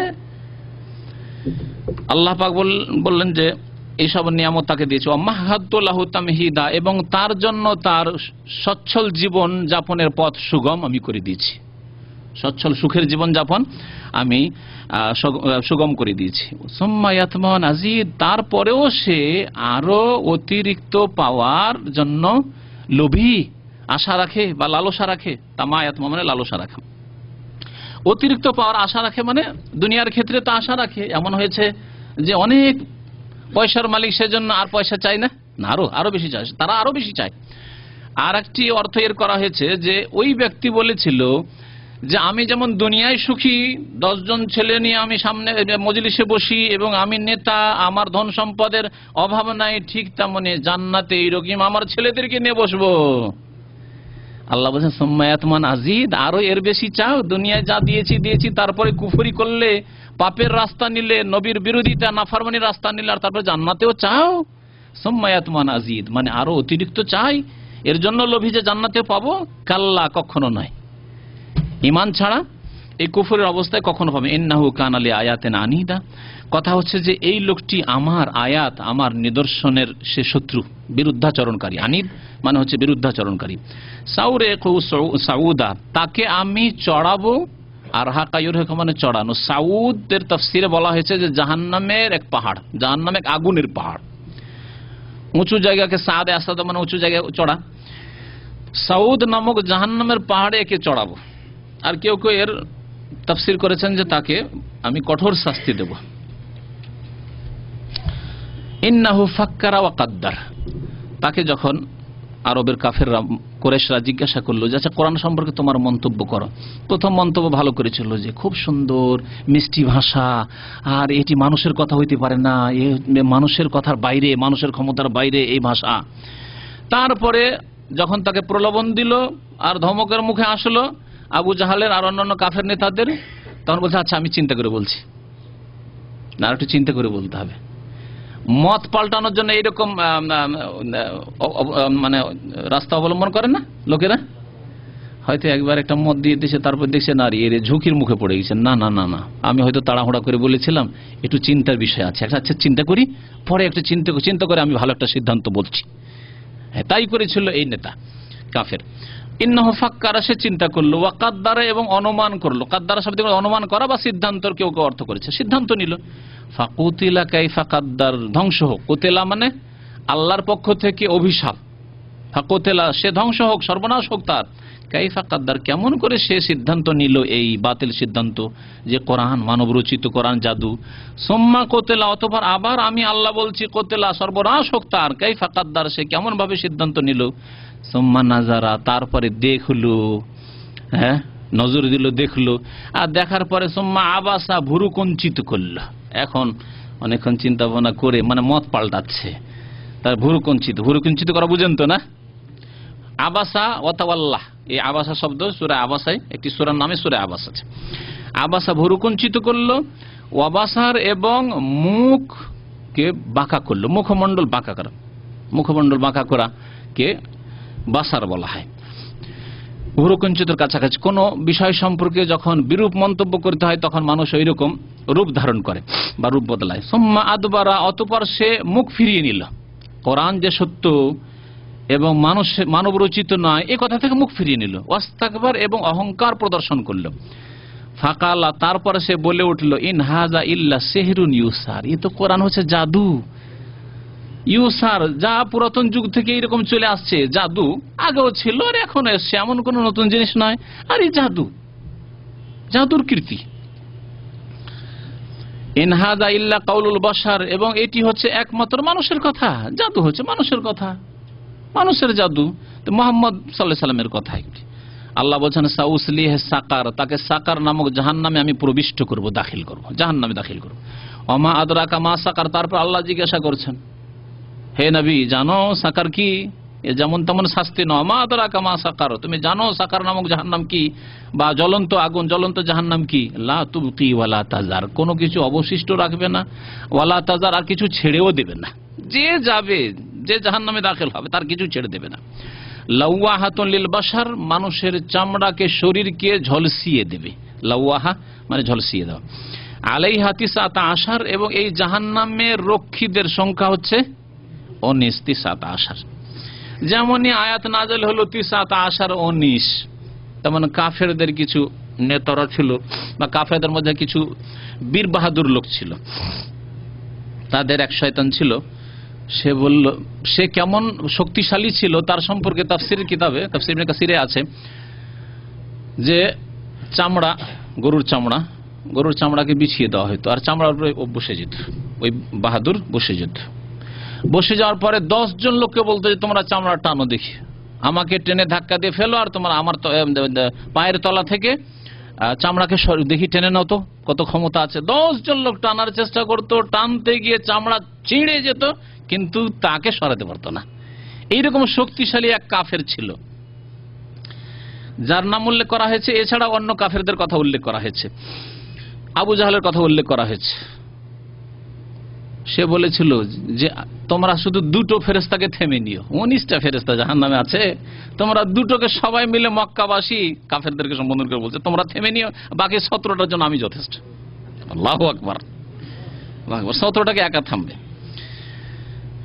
আবু জাহল বলছেন না, তোমরা 2টো করে ভাগ করে নাও, এক এক বংশ 2টো করে ভাগ করে নাও। এইভাবে নানা রকমের ঠাট্টা বিদ্রুপ যেমন করে আজকালকার, দেখছেন এক শ্রেণী ফাসিকদেরকে, ইসলাম বিরোধীদেরকে বিভিন্ন ইসলামের বিধিবিধান নিয়ে ঠাট্টা বিদ্রুপ করে, ওই রকমই ঠাট্টা বিদ্রুপ এরা শুরু করেছিল।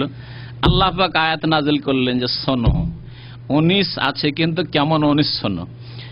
ওমা জাআলনা আসহাবান নার ইল্লা মালায়েকা, 19 জন আমি কেন করলাম, এর হিকমত আছে। এতে বহু জাতি বহু রকম অবস্থায় গিয়ে পৌঁছিবে। ওমা জাআলনা আসহাবান নার ইল্লা মালায়েকা, আমি জাহান্নামের রক্ষী যে বানিয়েছি তারা একমাত্র ফেরেশতা, তারা তোমাদের মতো 3.5 হাতের দুর্বল মানুষ নয়, যেমন 19 জন মানুষের মতো ক্ষমতার অধিকারী, ব্যাস না। এক একজন ফেরেশতার শক্তি এতটুকু যে একজন ফেরেশতার একটা ডানা দিয়ে 7 জমিনকে উল্টিয়ে পাল্টিয়ে রেখে দেবে। জি, এক ফেরেশতা শুধু। ওমা জাআলনা ইদ্দাতাহুম ইল্লা ফিতনাতান লিল্লাযিনা কাফারু, এবং এদের সংখ্যা যে আমি নির্ধারিত করেছি 19, এটি কাফেরদের জন্য পরীক্ষা স্বরূপ। একটি তাফসীর হচ্ছে ফিতনা মানে পরীক্ষা স্বরূপ। তাহলে এই 19 জনের সংখ্যাই কাফেরদের জন্য পরীক্ষা, হয় ঈমান নিয়ে আসবে আর না হলে অস্বীকার করবে। ঈমান নিয়ে আসলে মুসলিম মুমিন হইল, আর যদি বলছে বিশাল জাহান্নাম, আর এতে অধিকাংশ মানুষ থাকবে, নারী পুরুষ দুনিয়ার কাফের বেদিন পাপিষ্ট থাকবে, আর মাত্র 19 জন শুধু এর মালিক অধিপতি, কেমন কথা হইল? এই বলে কাফের হবে, হয় কাফের হবে নয় মুমিন হবে। তো এটি পরীক্ষার বিষয়। আর কেউ কেউ ফিতনার অনেক অর্থ হয় আরবি ভাষায়। ফিতনা মানে অনেক কিছু হয়। ফিতনা মানে পরীক্ষা হয়, ফিতনা মানে ফিতনা মানে আযাব, শাস্তি হয়। তো এখানে ফিতনা মানে যারা আযাব নিয়েছে তারা বলছে যে এই 19 জন ফেরেশতার সংখ্যা আল্লাহ পাক কি জন্য করেছেন, ইল্লা ফিতনাতান লিল্লাযিনা কাফারু, কাফেরদেরকে জাহান্নামের আযাব দেওয়ার জন্য। এবং এক একজন ফেরেশতাকে আল্লাহ যে কত ক্ষমতা দিয়েছেন এই আযাব দেওয়ার জন্য। লিয়াস্তাইকিনাল্লাযিনা উতুল কিতাব, তবে আগের যে তাফসীরটি এই তাফসীর যদি করা হয় তাহলে আগে যে কথাগুলি আল্লাহ পাক বলেছেন তার সাথে একটা সম্পর্ক থাকছে। সেই তাফসীরটি হচ্ছে ফিতনা মানে পরীক্ষা, কাফেরদের জন্য পরীক্ষা স্বরূপ। এতে কি হবে, লিয়াস্তাইকিনাল্লাযিনা উতুল কিতাব, যাদেরকে এর আগে কিতাব দেওয়া হয়েছে, ইহুদি খ্রিস্টান আহলে কিতাব। ইহুদি খ্রিস্টান তো এরা নিজের নামগুলি নিয়েছে, কিন্তু আহলে কিতাব যাদের কাছে তাওরাত ইনজিল নাযিল হয়েছিল এবং সেই কিতাবগুলি যদি অবিকৃত থেকে থাকে, যেই কালে অবিকৃত ছিল পরেও বিকৃত করেছে তারা, সেই কিতাবগুলি যেহেতু আসমানি কিতাব তাতে জাহান্নামের কিছু বিবরণ আছে। জাহান্নামের বিবরণে যখন তাওরাত ইনজিলে পড়বে যে 19 ফেরেশতা আর কথা উল্লেখ করা হয়েছে, আর কোরআনে কারিমে যখন এই গায়েব নাযিল ওহী নাযিল হল মুহাম্মদ রাসূলুল্লাহ সাল্লাল্লাহু আলাইহি ওয়াসাল্লামের উপর যে 19 ফেরেশতা কিসের মালিক হবে, জাহান্নামের মালিক, জাহান্নামের রক্ষণাবেক্ষণ দেখাশোনা 19 জন ফেরেশতা করবেন, দুটোতে যখন মিল পাবে তখন আহলে কিতাবদের ইয়াকিন হবে না? তাদের যারা ধর্মগ্রন্থ সম্পর্কে জ্ঞানী, জানা আছে যে তাওরাত ইনজিলে কি লেখা হয়েছে জাহান্নামের ফেরেশতার সংখ্যা সম্পর্কে, কোরআনে তাই বলা হয়েছে, তখন কোরআনের প্রতি তাদের ইয়াকিন বাড়বে না বাড়বে না?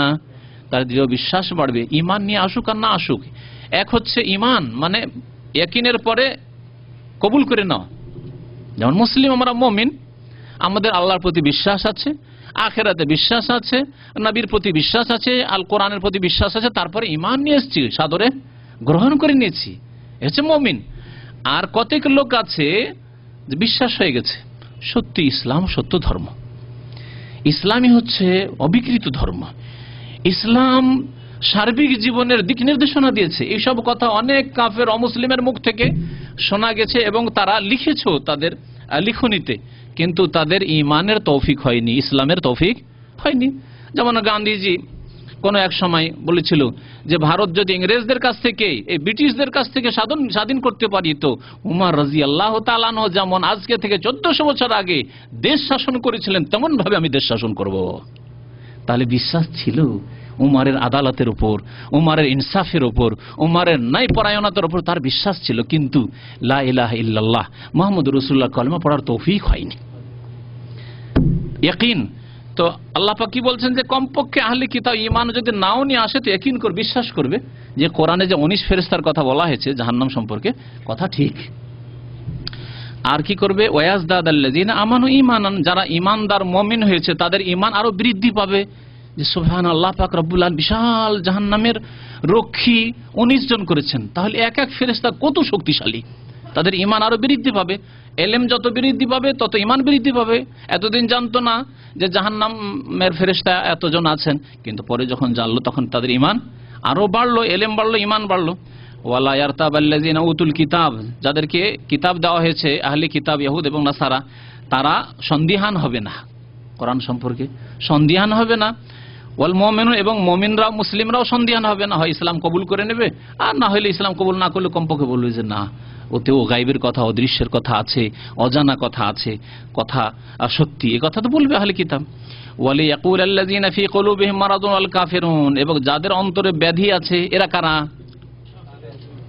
যাদের অন্তরে ব্যাধি আছে এবং তারপরে কাফের আল্লাহ উল্লেখ করেছেন, তাহলে কাফের ছাড়া অন্য কোন জাতির কথা, মুনাফিকদের কথা আল্লাহ বলেছেন।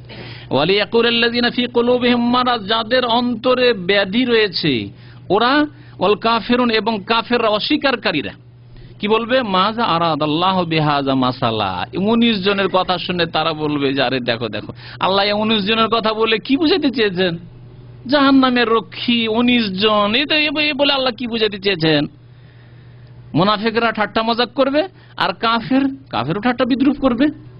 তো কাফের যারা সরাসরি অস্বীকার করেছে, খোলাখুলি অস্বীকার করেছে কাফের, আর মুনাফিকও কাফের, কিন্তু তাদের কুফরি গোপনে লুকিয়ে অন্তরে রেখেছে আর মুখে তারা ইসলাম প্রকাশ করে, লা ইলাহা ইল্লাল্লাহ বলে, নবীকে বলে ইন্নাকা লা রাসূলুল্লাহ, ইযা জাআকাল মুনাফিকুনা কালু নাশহাদু ইন্নাকা লা রাসূলুল্লাহ। মদিনায় যেমন মুনাফিকরা ছিল, উহুদের যুদ্ধে 700 জন মুমিন থাকলে না 300 জন, 1000 গিয়ে 300 এই কাফির যারা মুনাফিক তারা ফিরে চলে আসলো। এই মুনাফিকদের সংখ্যা মদিনায় যথেষ্ট ছিল। মুনাফিকদের সম্পর্কে আল্লাহ বলছেন তাদের অন্তরে ব্যাধি আছে। কোন ব্যাধি? এই ব্যাধি কোন ব্যাধি? হ্যাঁ,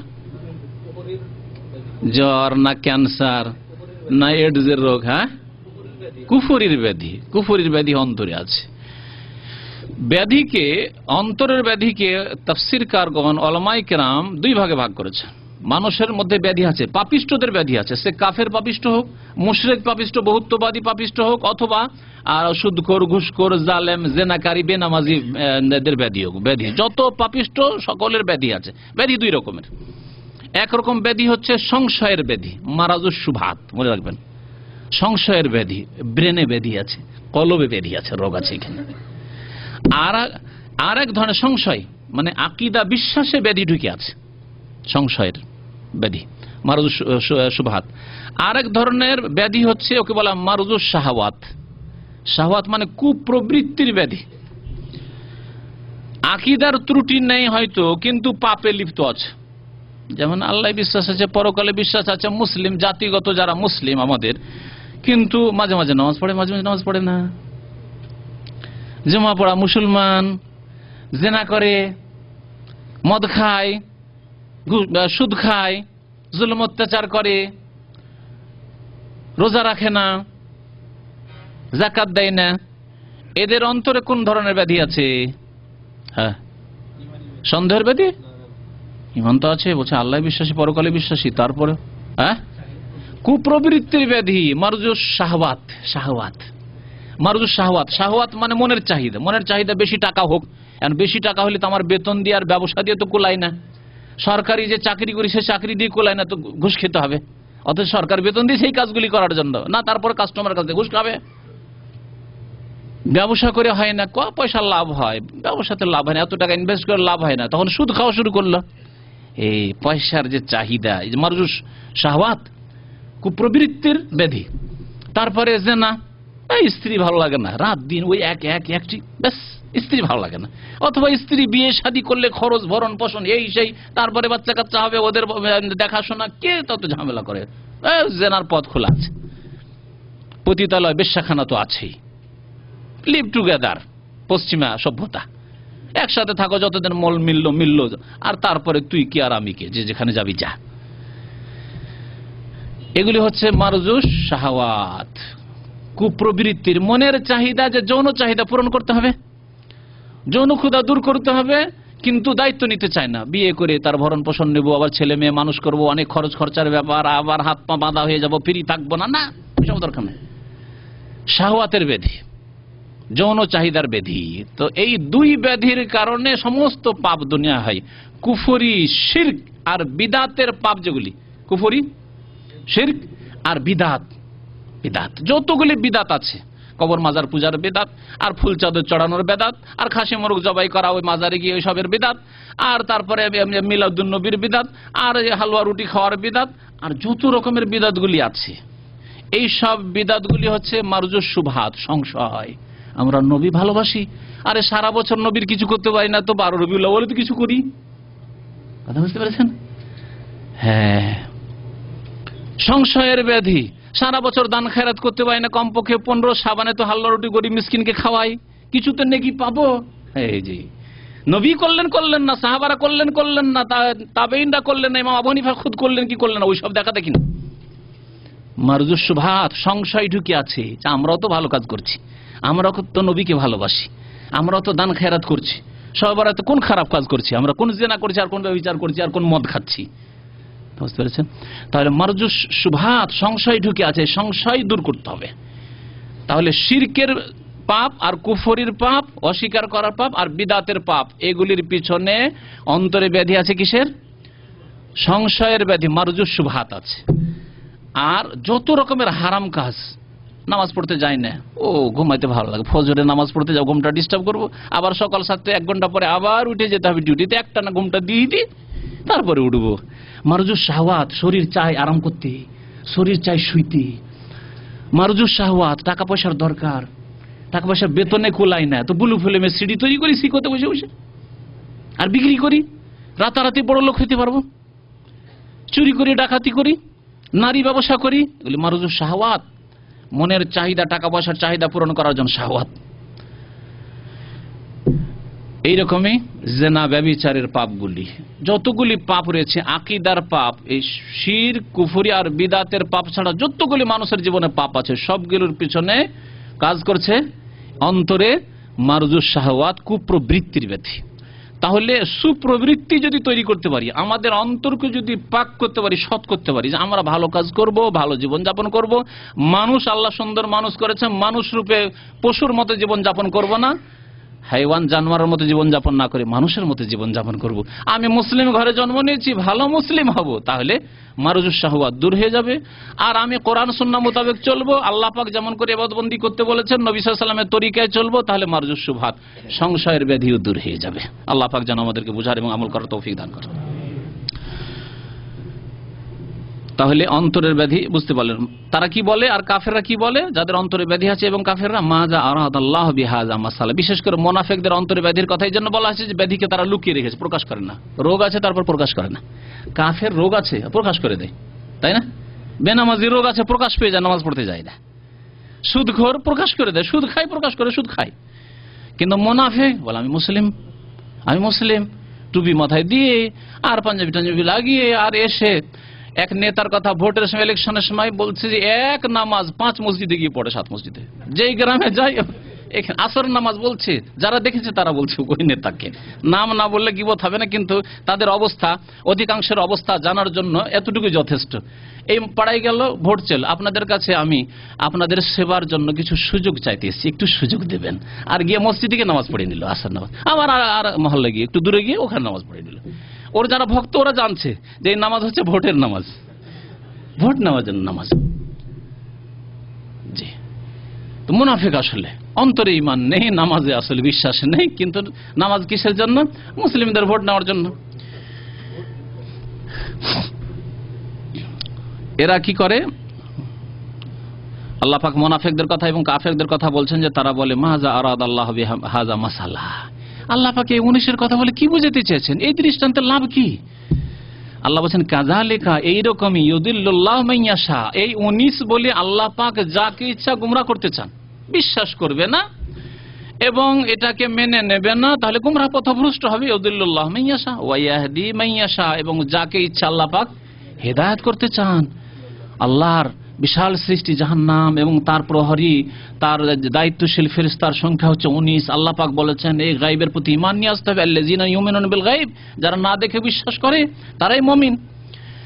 ওমা ইয়ালামু জুনুদা রাব্বিকা ইল্লা হু। তারপর আল্লাহ বলছেন তবে আল্লাহ পাকের সেনাবাহিনীর সংখ্যা তিনি ছাড়া আর কেউ জানেন না। আল্লাহর ফেরেশতাদের সংখ্যা যে কত, জাহান্নামের রক্ষীদের সংখ্যা 19, কিন্তু আল্লাহ পাকের টোটাল ফেরেশতার সংখ্যা আল্লাহ ছাড়া কেউ জানেন না। আর এটা অনুমান করার জন্য ওই হাদিস যথেষ্ট যে হাদিসে নবী সাল্লাল্লাহু আলাইহি ওয়াসাল্লাম বাইতুল মামুরের কথা উল্লেখ করেছেন। আছে না বাইতুল মামুর? হ্যাঁ, মেরাজের হাদিসে নবী কি বলেছেন? প্রত্যেক ওয়াক্তে নবী সাল্লাল্লাহু আলাইহি ওয়াসাল্লাম বললেন বাইতুল মামুর কোথায় আছে? 7 আসমানের উপরে। নবী করিম সাল্লাল্লাহু আলাইহি ওয়াসাল্লাম বাইতুল মামুর দেখলেন প্রত্যেক ওয়াক্তে 70,000 ফেরেশতা, 70,000 ফেরেশতা ঢুকছে নামাজ পড়ার জন্য, আর এক ওয়াক্ত নামাজ পড়ে বেরিয়ে যাচ্ছে। কিয়ামত পর্যন্ত আর তাদের পালা আসবে না যে এক রাউন্ড হয়ে গিয়ে সমস্ত ফেরেশতার এক ওয়াক্ত করে নামাজ পড়া হয়ে গেল, আরেকবার বাইতুল মামুরে ফিরে আসবো, এই সুযোগ কিয়ামত পর্যন্ত আসবে না। আর এই সিলসিলা আসমান জমিন সৃষ্টি করার পরে আল্লাহ পাক শুরু করেছেন। কত অসংখ্য আল্লাহ পাকের সেনাবাহিনী, একজন সেনাবাহিনী আল্লাহ পাকের সারা জমিনকে উল্টে দেওয়ার জন্য যথেষ্ট, ধ্বংস করে দেওয়ার জন্য যথেষ্ট। ওমা ইয়ালামু জুনুদা রাব্বিকা ইল্লা হু ওমা হিয়া ইল্লা যিকরা লিল বাশার। এই যে ঘূর্ণিঝড়গুলি আসে, ভূমিকম্প আসে, তখন বোঝা যায় যে আল্লাহর সেনাবাহিনী কত যে শক্তিশালী। সুবহানাল্লাহ, আল্লাহর সেনাবাহিনী কত যে শক্তিশালী। বাড়ি ঘর, পাকা পাকা বাড়ি ধসে পড়ছে, সুনামিতে দেখতে পাচ্ছেন, তখন বুঝতে পারছেন আল্লাহর সেনাবাহিনী। যদি বিশ্বাস থাকে আল্লাহর কুদরতে আর আল্লাহর সেনাবাহিনীতে, আর না হলে বলে প্রাকৃতিক দুর্যোগ। আরে বিল্ডিং ভেঙে পড়ছে, সুনামি আছে, প্রাকৃতিক দুর্যোগ। হ্যাঁ, ঘূর্ণিঝড়ের মোকাবেলা করবে, প্রাকৃতিক দুর্যোগের আল্লাহর মোকাবেলা করবে এরা। তারপরে আল্লাহ পাক কি বলছেন? ওমা হিয়া ইল্লা যিকরা লিল বাশার, এতে রয়েছে মানব জাতির জন্য উপদেশ। কাল্লা, কোশ্চিন কালেও নয়। আল্লাহ পাক বলছেন ওয়াল কামার, চন্দ্রের শপথ। আল্লাহ পাক কয়েকটি জিনিসের এখানে শপথ করেছেন। চাঁদের শপথ করেছেন, ওয়াল লাইলি, রাতের শপথ করেছেন, ইজা আদবার, যখন রাত কি করে যায়, রাত যখন রাতের অবসান ঘটে, রাত যখন চলে যায়, আদবারা মানে পৃষ্ঠ দেশ দেখে চলে যাওয়া, পিঠ দেখে চলে যাওয়া, আপনি ফিরে চলে গেলেন, এটাকে বলে আদবারা বলা হয়। আকবালা সামনে যখন এগিয়ে আসে একে আকবালা বলা হয়। তো রাতের যখন অবসান ঘটে, ওয়াসুবহে এবং ভোরের প্রভাতের কসম, এজা আসফার যখন তা কি হয়, আলোকিত হয়। আসফার মানে জোনাক হয়ে যাওয়া, আলোকিত হওয়া। ইন্নাহা লা ইহদাল কুবার, কসম করার পরে কি বিষয়ে কসম করছেন?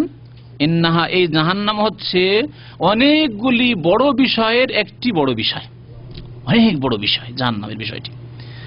নজির আলিল বাশার, বিশ্ব জাহানের মানুষের জন্য সতর্ককারী হচ্ছে এই জাহান্নাম।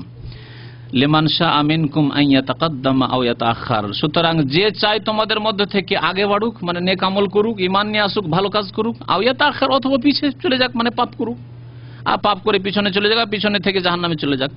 কুল্লু নাফসিন বিমা কাসাবাত রাহিনা, প্রত্যেক ব্যক্তি তাদের কৃতকার্যের কারণে, কৃতকার্যের দায়ে আবদ্ধ থাকবে। রাহিন বলা হয় বন্দুক রাখাকে, রাহেন আরবি ভাষা বলে বন্দুককে। বন্দুক যখন রেখে দেওয়া হয় তখন তার কাছ থেকে নেওয়া যাবে কি? না, দখল করে আছে। কারো বাড়িতে স্বর্ণ বন্দুক রেখে দিয়েছেন, টাকা ধার নিয়েছেন, পুরো দখলে আছে। আল্লাহ পাক বলছেন প্রত্যেক মানুষ তাদের আমলের দায়ে আবদ্ধ।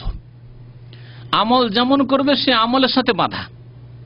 ভালো আমল করেছেন, ভালো আপনি পরিণাম পাবেন কাল কিয়ামতে। আর যদি খারাপ আমল করেন, পাপ করেন, শিরক কুফরি করেন, অথবা অন্যায় কাজ করেন, ফরজ ওয়াজিব ত্যাগ করেন, তাহলে তাতে আপনি বাধা থাকবেন। ইল্লা আসহাবুল ইয়ামিন, তবে ডান হাতে যারা আমলনামা পাওয়া লোক, আসহাবুল ইয়ামিন ডানপন্থী, মানে আজকালকার পলিটিক্যাল ভাষায় ডানপন্থী নয়, আবার আজকালকার ওই রাজনৈতিক ভাষায় বামপন্থী আর ডানপন্থী আছে, তাই না? ওই বামপন্থী ডানপন্থী না, কেউ কেউ আবার তর্জমা করতে গিয়ে এই কোরআনের অনুবাদ করে ডানপন্থী তর্জমা করেছেন। আজকালকার ভাষায় যদি বুঝি একজন, আর যারা ওই গণতান্ত্রিক রাজনীতি বুঝে হবে, ডানপন্থী আর বামপন্থী তো অন্য কিছু বুঝে ফেলবে। ডানপন্থী মানে যাদের ডান হাতে আমলনামা দেওয়া হবে, আর বামপন্থী মানে যাদের বাম হাতে আমলনামা দেওয়া হবে। আসহাবুল ইয়ামিন আর আসহাবুশ শিমাল যাদের বাম হাতে আমলনামা দেওয়া হবে। তবে যারা ডান হাতে যাদের আমলনামা দেওয়া হবে, এরা নিজের কৃতকার্যের সাথে বাধা থাকবে না, মানে আল্লাহ পাক তাদের শাস্তি দেবেন না। ফি জান্নাতিন ইয়াতাসাআলুন, জান্নাতে তারা অবস্থান করবে। কারা? যাদের ডান হাতে আমলনামা আসবে। ইয়াতাসাআলুন, এবং তারা একে অপরকে জিজ্ঞাসা করবে আনিল মুজরিমিন, অপরাধীদের সম্পর্কে। আল্লাহ পাক অপরাধী বলেছেন। কারা অপরাধী? দেখুন এখানে অপরাধী মানে আমাদের সমাজে কে অপরাধী? যদি কেউ খুন করে তাহলে অপরাধী, তাই না? সন্ত্রাসী কাজ করলে অপরাধী, চোর ডাকাত অপরাধী, তবুও তা বিচার হচ্ছে না তাদের। কিন্তু বেনামাজি ভালো মানুষ, বেনামাজি কিন্তু কারো এক পয়সা মেরে খাই না, ভালো মানুষ, তাই না? আল্লাহ কি বলছেন শোনেন, বলছে জান্নাতে অপরাধীদের সম্পর্কে জিজ্ঞাসা করবে জান্নাতীরা, মা সালাকাকুম ফি সাকার। আল্লাহ পাক জান্নাতের আলা ইল্লিন, উচ্চ স্তরে জান্নাতীরা থাকবেন, আর জাহান্নামীরা থাকবে ফিদ্দারকিল আসফালা মিন নার, জাহান্নামের নিম্ন স্তরে। উচ্চ স্তর থেকে নিম্ন স্তরে যোগাযোগ আল্লাহ করে দিবেন, জিজ্ঞাসা করবে। 1400 বছর আগে এই কথা বোঝা খুব মুশকিল ছিল, তাই না? আরে জান্নাতে থাকবে ওরা, আর জাহান্নামে ওদের সাথে কথা বা কেমনি বলবে? সেই যুগে হয়তো অস্বীকার করতো, কিন্তু যান্ত্রিক সভ্যতার যুগে আজকাল কেউ অস্বীকার করবে না, তাই না? আপনি এখানে বসে আছেন, সারা দুনিয়ার যে কোনো জায়গায় ছোট্ট একটি মোবাইল, এই মোবাইলে কথা বলছে, সব কথা বলে নিচ্ছেন আপনি, যা ইচ্ছা তাই করছে। আর এর চাইতে আরো আশ্চর্য যে আপনি ফ্যাক্স পাঠাচ্ছেন, কোনো তার নেই, কিছু নেই, ফ্যাক্স ওখানে গিয়ে যেমন লিখছেন তেমন উঠে যাচ্ছে। ইমেল পাঠাচ্ছেন, ইমেলে যা লিখলেন ওখানে গিয়ে চলে, ওর কম্পিউটারে গিয়ে হাজির। আশ্চর্য। সুতরাং আজকাল এগুলি কেউ অস্বীকার করবে না, সায়েন্স প্রমাণ করে। সায়েন্সে তাহলে আল্লাহ পাক রব্বুল আলামিনের কুদরত, আল্লাহ পাকের অস্তিত্ব, আল্লাহ পাকের হিসাব নিকাশ, কিয়ামত, জান্নাত জাহান্নাম আরো সুন্দর করে প্রমাণ করে দিয়েছে। তারপরেও অধিকাংশ লোক কুফরের দিকে যাচ্ছে। জিজ্ঞাসা করবে অপরাধীদের সম্পর্কে জান্নাতীরা, কি বলবে? মা সালাকাকুম ফি সাকার, জাহান্নামে কেন তোমরা, কি আমলে তোমাদেরকে জাহান্নামে নিয়ে গেছে? মা সালাকাকুম মানে আইয়ু শাইইন সালাকাকুম ফি সাকার, তোমাদেরকে কোন পাপে জাহান্নামে নিয়ে গেছে? কালু, তারা বলবে লাম নাকুম মিনাল মুসাল্লিন, আমরা মুসল্লি ছিলাম না, 5 ওয়াক্ত নামাজ কায়েম করতাম না। সুবহানাল্লাহ। হায় রে বেনামাজিদেরকে দাওয়াত দিচ্ছি আল্লাহর রাস্তে, এই জবাব যেন কাল কিয়ামতে আপনাদেরকে না দিতে হয়। ফজর পড়েননি সেই জন্য জাহান্নামে গিয়েছেন, আর জিজ্ঞাসা যখন হবে, জান্নাতীরা জিজ্ঞাসা করবে, তখন যেন এই জবাব আপনাকে না দিতে হয় যে লাম নাকুম মিনাল মুসাল্লিন, ভাই রে ফজর পড়তাম না তাই এই জাহান্নামে আসতে হয়েছে। ওয়ালাম নাকুনু তুতিমুল মিসকিন, এবং আমরা দরিদ্র অভাবীদেরকে অন্ন দান করতাম না, মানে যাকাত দিতাম না। ওয়া কুননা নাখুযু মাল খায়জিন, এবং আমরা যারা সমালোচনাকারী তাদের সাথে মিশে আমরা সমালোচনা করতাম, যারা নেক লোক সৎ লোক তাদের সমালোচনা করতাম। আজকাল পাপীদের অবস্থা দেখবেন, সারা দুনিয়ার কোন দেশের সমালোচনা করবে না, সমালোচনা শুধু করবে সৌদি আরব। এই দেশে এই হয় সেই হয়, এই হয় সেই হয়, খালি এই করবে। কোনদিন শুনবেন না যে আমেরিকাতে অপরাধ হয়, অন্যায় হয়, কখনো শুনেছেন? ভারতে অন্যায় হয়, কখনো শুনেছেন? নেপালে এই জুলম অত্যাচার হয়, কখনো শুনেছেন? বর্মায় এই জুলম অত্যাচার হয়, কখনো তাদের মুখে শুনেছেন? কখনো শুনবেন না তাদের কাছ থেকে। কোরিয়ায় থেকে এসেছি আমি, সিঙ্গাপুরে থেকে এসেছি, সেখানে এইরকম অপরাধ হয়, কখনো শুনেছেন তাদের কাছে? কখনো শুনবেন না।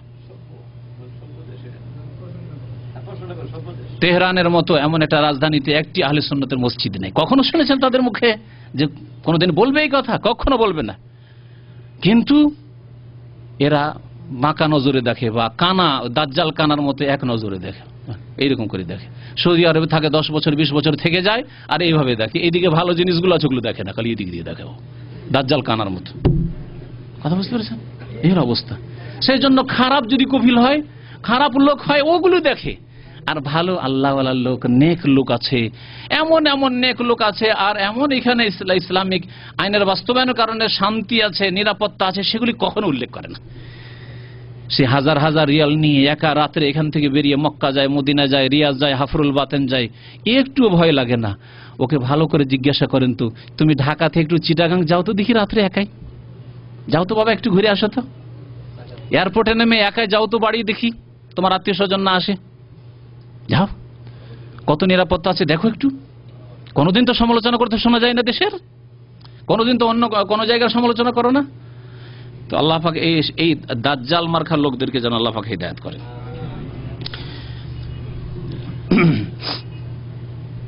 কি বলবে যে আমরা সমালোচকদের সাথে সমালোচনা করতাম, যারা সমালোচনাকারী তাদের সাথে হয়ে আমরা সমালোচনা করতাম, অথবা ঠাট্টা মজাক করতাম না। খাজা এখুজ মানে বাতিল কথায় মত্ত হয়ে যাওয়া, খাজা এখুজ খোঁজ, যেগুলি কথা অনর্থক কথা, সেই অনর্থক কথাবার্তা বলা, যত অনর্থক কথা হইতে পারে সমালোচনা, তার মধ্যে বাড়াবাড়ি কথা, এর মধ্যে ঠাট্টা বিদ্রুপ করা, মজাক করা, এসব শামিল তার। ওয়া কুন্না নুকাজ্জিবু বিয়াউমিদ্দিন, এমনকি আমরা পরকালকে, প্রতিদান দিবসকেও মিথ্যা মনে করতাম, আখিরাতকে বিশ্বাস করতাম না। দেখেন যারা নামাজ পড়ে না, ওদের যদি বলেন কালকে আমাদের প্রথম সওয়াল কিসের হবে? নামাজের। তারপরে নামাজ পড়ে না, তো কি বলবেন?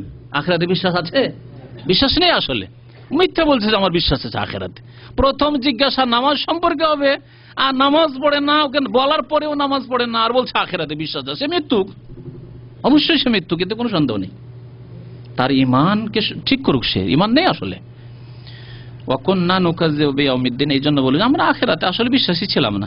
হাত্তা আতানাল ইয়াকিন, এমনকি আমাদের কাছে মওত চলে এসেছিল, মওত আসা পর্যন্ত, মৃত্যু আসা পর্যন্ত আমরা এরকম অবিশ্বাস অবস্থায়, বেনামাজি অবস্থায়, বিনা তওবাতে কাটিয়েছিলাম। আল্লাহ বলছেন ফামা তানফাহুম শাফাআতু শাফিন, তাদের সুপারিশকারীর কোনো সুপারিশ কাজে আসবে না। ফামা লাহুম আনিত তাযকিরাতি মুরিজিন, তারপর আল্লাহ পাক উল্লেখ করেছেন যারা দুনিয়াতে বেঁচে আছে তাদের অবস্থা। জাহান্নামে যারা গিয়েছে, জাহান্নামীদের সাথে কথাবার্তা হইল।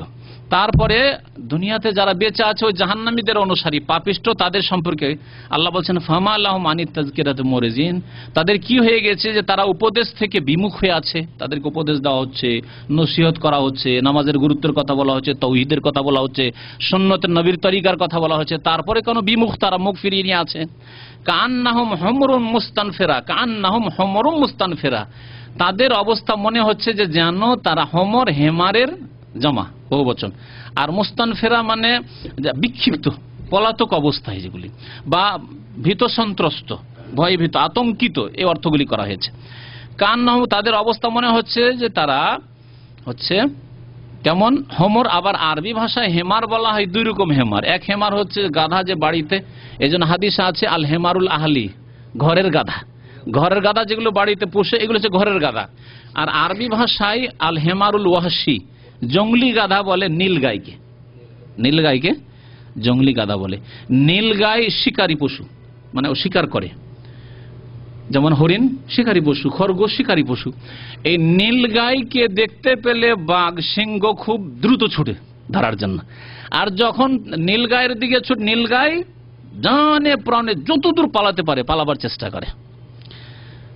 বকরি ছাগলের ওপর যদি নেকড়ে বাঘ হামলা করে তো পালাবার যতটা ক্ষমতা আছে চেষ্টা করবে কি করবে না। ওই অবস্থাকে এখানে উল্লেখ করা হয়েছে যে যারা ইমানের কথা শোনার পরে, তাওহীদ সুন্নতের কথা শোনার পরেও, নেক আমলের কথা শোনার পরেও মুখ ফিরিয়ে নেয়, তাদের অবস্থা কেমন? জঙ্গলি যে বন জঙ্গলের নীলগায়, আতঙ্কিত নীলগায়ের মতো, হ্যাঁ, পলাতক আতঙ্কিত নীলগায়ের মতো। ফাররাত মিন কাসওয়া, ফাররায় ফিরর মানে পলায়ন করা। যারা পালাতে থাকে, যেসব পশুগুলি পালাতে থাকে, মিন কাসওয়ারা মানে সিংহ। আসাদকে কাসওয়ারা বলা হয় হাবশি ভাষায়, আবেসিনিয়ার ভাষায় কাসওয়ারা বলা হয়, তাফসীর কারগণ উল্লেখ করেছেন। সিংহ দেখলে যেমন বনের জঙ্গলের নীলগাইগুলি পালায়, বাল ইউরিদু কুল্লু ইমরিইন মিনহুম আন ইউতা সুহফা মুনাশশারা, বরং এদের প্রত্যেকে চায় যে তাকে উন্মুক্ত লিপি দেওয়া হোক, উন্মুক্ত সহিফা মানে উন্মুক্ত গ্রন্থ দেওয়া হোক, উন্মুক্ত পুস্তক দেওয়া হোক। কি অর্থ এর? একটি অর্থ হচ্ছে যে মক্কার কাফেরা বলেছিল যে হে মুহাম্মদ, শুধু তোমার উপর কোরআন নাজিল হইল তো আমরা কি করে বিশ্বাস করব? ঠিক আছে, তোমার উপর নাজিল হয়েছে আমরা বিশ্বাস করবো, আমাদের কাছে কিছু নাজিল হয়ে যাক। আমাদের যে নেতারা আছে, তাইফের নেতা, মক্কার নেতা, এদের বড় বড় নেতাদের কাছেও একটা করে কিছু নাজিল হয়ে যাক, তাহলে একটা প্রমাণ হলো যে না, তুমি যেগুলি কথা বলছো এগুলি সত্য, আর তাতে লিখা থাকবে যে মুহাম্মদ যা বলছে তা সত্য, তাহলে আমরা মানবো। তখন আল্লাহ পাক নাজিল করলেন এই আয়াত। কি বলা হচ্ছে? বাল ইউরিদু কুল্লু ইমরিইন মিনহুম, এই কাফেরদের প্রত্যেকে চায়, কি চায়? আন ইউতা সুহফা মুনাশশারা, তাদের উন্মুক্ত কোন গ্রন্থ দেওয়া হোক, কিতাব দেওয়া হোক, লিখনি দেওয়া হোক, যাতে লেখা থাকবে যে মুহাম্মদ সাল্লাল্লাহু আলাইহি ওয়াসাল্লামের কাছে যা আসছে তা সত্য। আল্লাহ পাক এর জবাব অন্য আয়াতে দিয়েছেন যে ওদেরকে যদি সমস্ত নিদর্শন দিয়ে দেওয়া হয় তবু হেদায়েত হবে না। যারা হেদায়েত হওয়ার নয়, ঈমান নিয়ে আসার নয়, কাফের হয়ে থাকবে, তাকে যা কিছু দেন, আসমান থেকে নাযিল হয় তবু মানবে না। যেমন আজকালকার প্রাকৃতিক দুর্যোগ, এত বালা মুসিবত আসার পর প্রাকৃতিক দুর্যোগ, হেদায়েত হচ্ছে? অবস্থার পরিবর্তন ঘটছে? কোনো পরিবর্তন নাই, ও পাপী পাপী হয়ে আছে, হারাম খাচ্ছে, হারাম খেয়েই যাচ্ছে, কুফরি করছে, কুফরি করে যাচ্ছে। ঠিক তেমনি মক্কার কাফেরদের কথা আল্লাহ পাক বলছেন যে এদেরকে দিল, এরা হেদায়েত হবে না। তাদেরকে যদি সমস্ত নিদর্শনগুলি দিয়ে দাও, মুজিজা দেখিয়ে দাও, তবু তারা হেদায়েত হবে না। বাল ইউরিদু কুল্লু ইমরিইন মিনহুম আন ইউতা সুহফাম মুনাশশারা কাল্লা বাল লা ইয়াখাফুনাল আখিরা, কোশ্চেন কালেও নয়, এরকমটা হবে না যে প্রত্যেকে দেওয়া হবে একটা করে কিতাব আর তা দেখে তারা বিশ্বাস করবে, এরকম হবে না। বরং কথা হচ্ছে লা ইয়াখাফুনাল আখিরা, এরা পরকালকে ভয় করে না, এই কাফেররা পরকালকে ভয় করে না। কাল্লা ইন্নাহু তাযকিরা, কোশ্চেন কালেও না, ইন্নাহু তাযকিরা, এই কোরআন হচ্ছে উপদেশ। এই কোরআন হয় ইন্নাহু বলে কোরআনকে বোঝানো হয়েছে, অথবা এই যে উপদেশগুলি দেওয়া হলো জাহান্নাম সম্পর্কে, আরো বিভিন্ন বিষয় সম্পর্কে, এগুলি হচ্ছে উপদেশ। ফামান শাআ যাকারা, সুতরাং যেই ব্যক্তি চাইবে সে এই উপদেশ গ্রহণ করুক বা স্মরণ করুক। ওমা ইয়াযকুরুনা ইল্লা ইয়াশা আল্লাহ, যদি আল্লাহ না চায় তাহলে তারা উপদেশ গ্রহণ করবে না। হুয়া আহলুত তাকওয়া, এবং আল্লাহ পাক রব্বুল আলামিন একমাত্র ভয়ের যোগ্য, তার মানে তাকে একমাত্র ভয় করা উচিত। আহলুত তাকওয়া মানে আহলুন আইয়ুত্তাকা মিনহু, একমাত্র আল্লাহকেই ভয় করা উচিত, কোনো মানুষকে ভয় করবে না। কোনো মানুষের অনিষ্টকে ভয় করে তুমি হককে, সত্যকে ছেড়ে দেবে, সত্যকে গোপন করবে, এইরকম কাজ করবে না। বরং হো আহলুত তাকওয়া, একমাত্র আল্লাহকে ভয় করবে, তাকে ভয় করা উচিত। ওয়া আহলুল মাগফিরা, এবং একমাত্র আল্লাহই ক্ষমা করার অধিকারী। আহলুল মাগফিরা আহলুন আন ইয়াগফিরা লিইবাদিহি, তিনি যোগ্য যে তিনি একমাত্র মাফ করতে পারেন, আল্লাহ পাক ছাড়া কেউ মাফ করতে পারে না। যেমন নবী করিম সাল্লাল্লাহু আলাইহি ওয়াসাল্লামের দুআয় বলা হয়েছে, আল্লাহুম্মা ইন্নী যালামতু নাফসি যুলমান কাসীরা ওয়া লা ইয়াগফিরুয যুনুবা ইল্লা আনতা, গুনাহ কেউ মাফ করতে পারে না একমাত্র আল্লাহ তুমি ছাড়া। এই অর্থে এই আয়াতের অংশটুকু বলা হয়েছে যে হুয়া আহলুত তাকওয়া, তিনি হচ্ছেন ভয় ভীতির যোগ্য, মানে তাকে ভয় করা উচিত।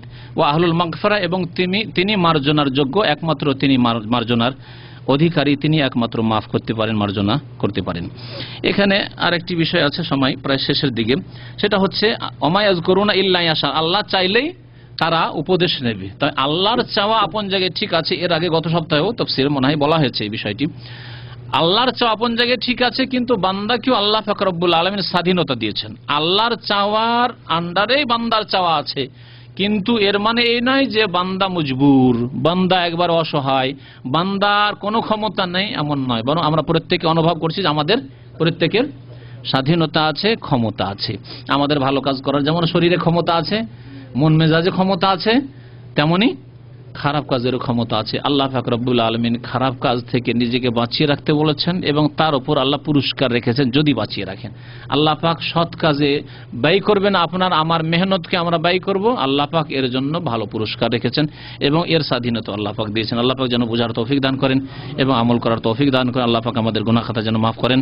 রব্বানা আতিনা ফিদ দুনিয়া হাসানাহ ওয়া ফিল আখিরাতি হাসানাহ ওয়া কিনা আযাবান নার। ওয়া সাল্লাল্লাহু আলা নবিয়িনা মুহাম্মদ ওয়া আলা আলিহি ওয়া সাহবিহি আজমাইন।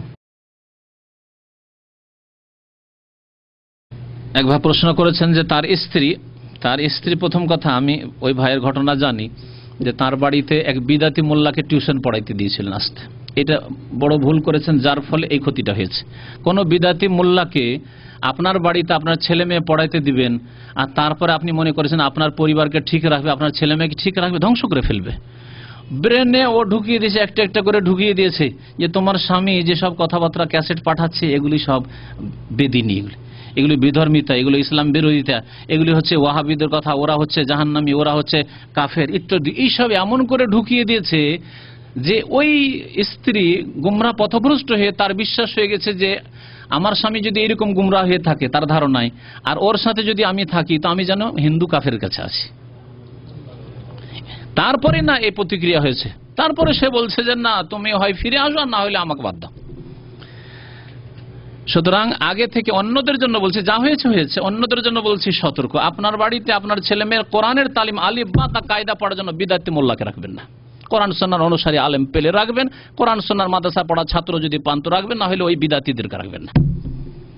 বিদাতি, আমি বারবার বলেছি, বিদাতি মাদ্রাসা পড়ার চাইতে স্কুল কলেজে পড়া অনেক ভালো। কারণ স্কুল কলেজে পড়িয়েও তাওহীদবাদী থাকতে পারে, কিন্তু বিদাতি মাদ্রাসায় পড়িয়ে যে প্রোডাকশন তৈরি হচ্ছে সে প্রোডাকশন হচ্ছে শিরক আর বিদাতের প্রোডাকশন। সুতরাং ও ফ্যাক্টরি খারাপ ফ্যাক্টরি, শিরক বিদাতের ফ্যাক্টরিতে পড়াবেন আপনি।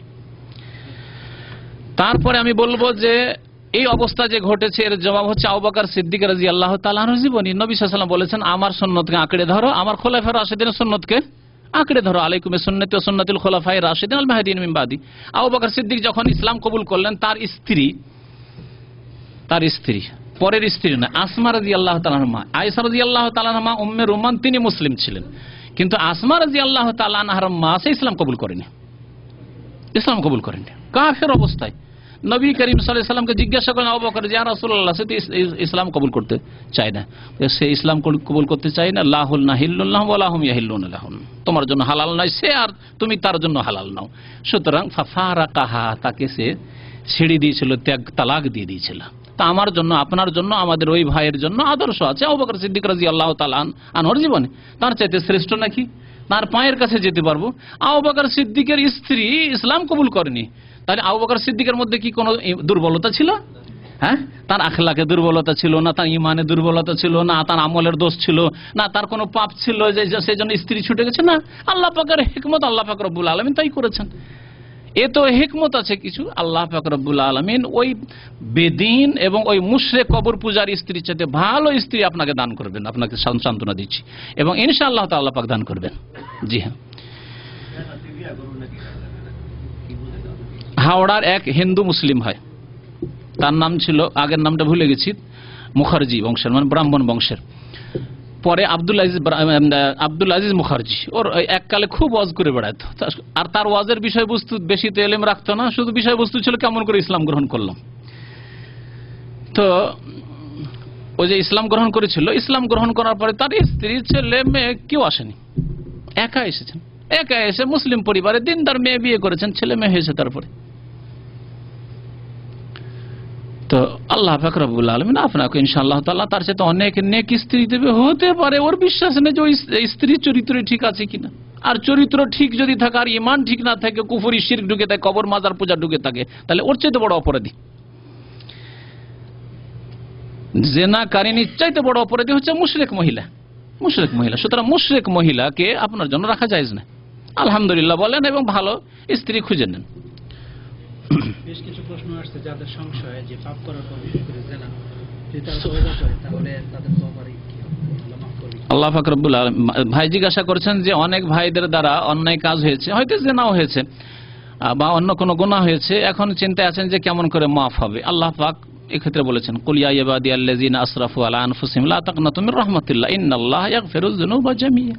বেঁচে থাকা অবস্থায় যদি সুস্থ অবস্থায় তওবা করেন খালেস অন্তরে, তো আল্লাহ পাক আপনাকে জানিয়ে দিয়েছেন, আমাকে জানিয়ে দিয়েছেন, ইয়া ইবাদিয়াল্লাযিনা আসরাফু আলা আনফুসিহিম, হে আমার বান্দারা যারা জুলম অত্যাচার করেছো, পাপ করেছো, লা তাকনাতু মির রাহমাতিল্লাহ, আল্লাহর রহমত থেকে নিরাশ হইও না, এখনো আশা রাখো, এখনো আশা রাখো।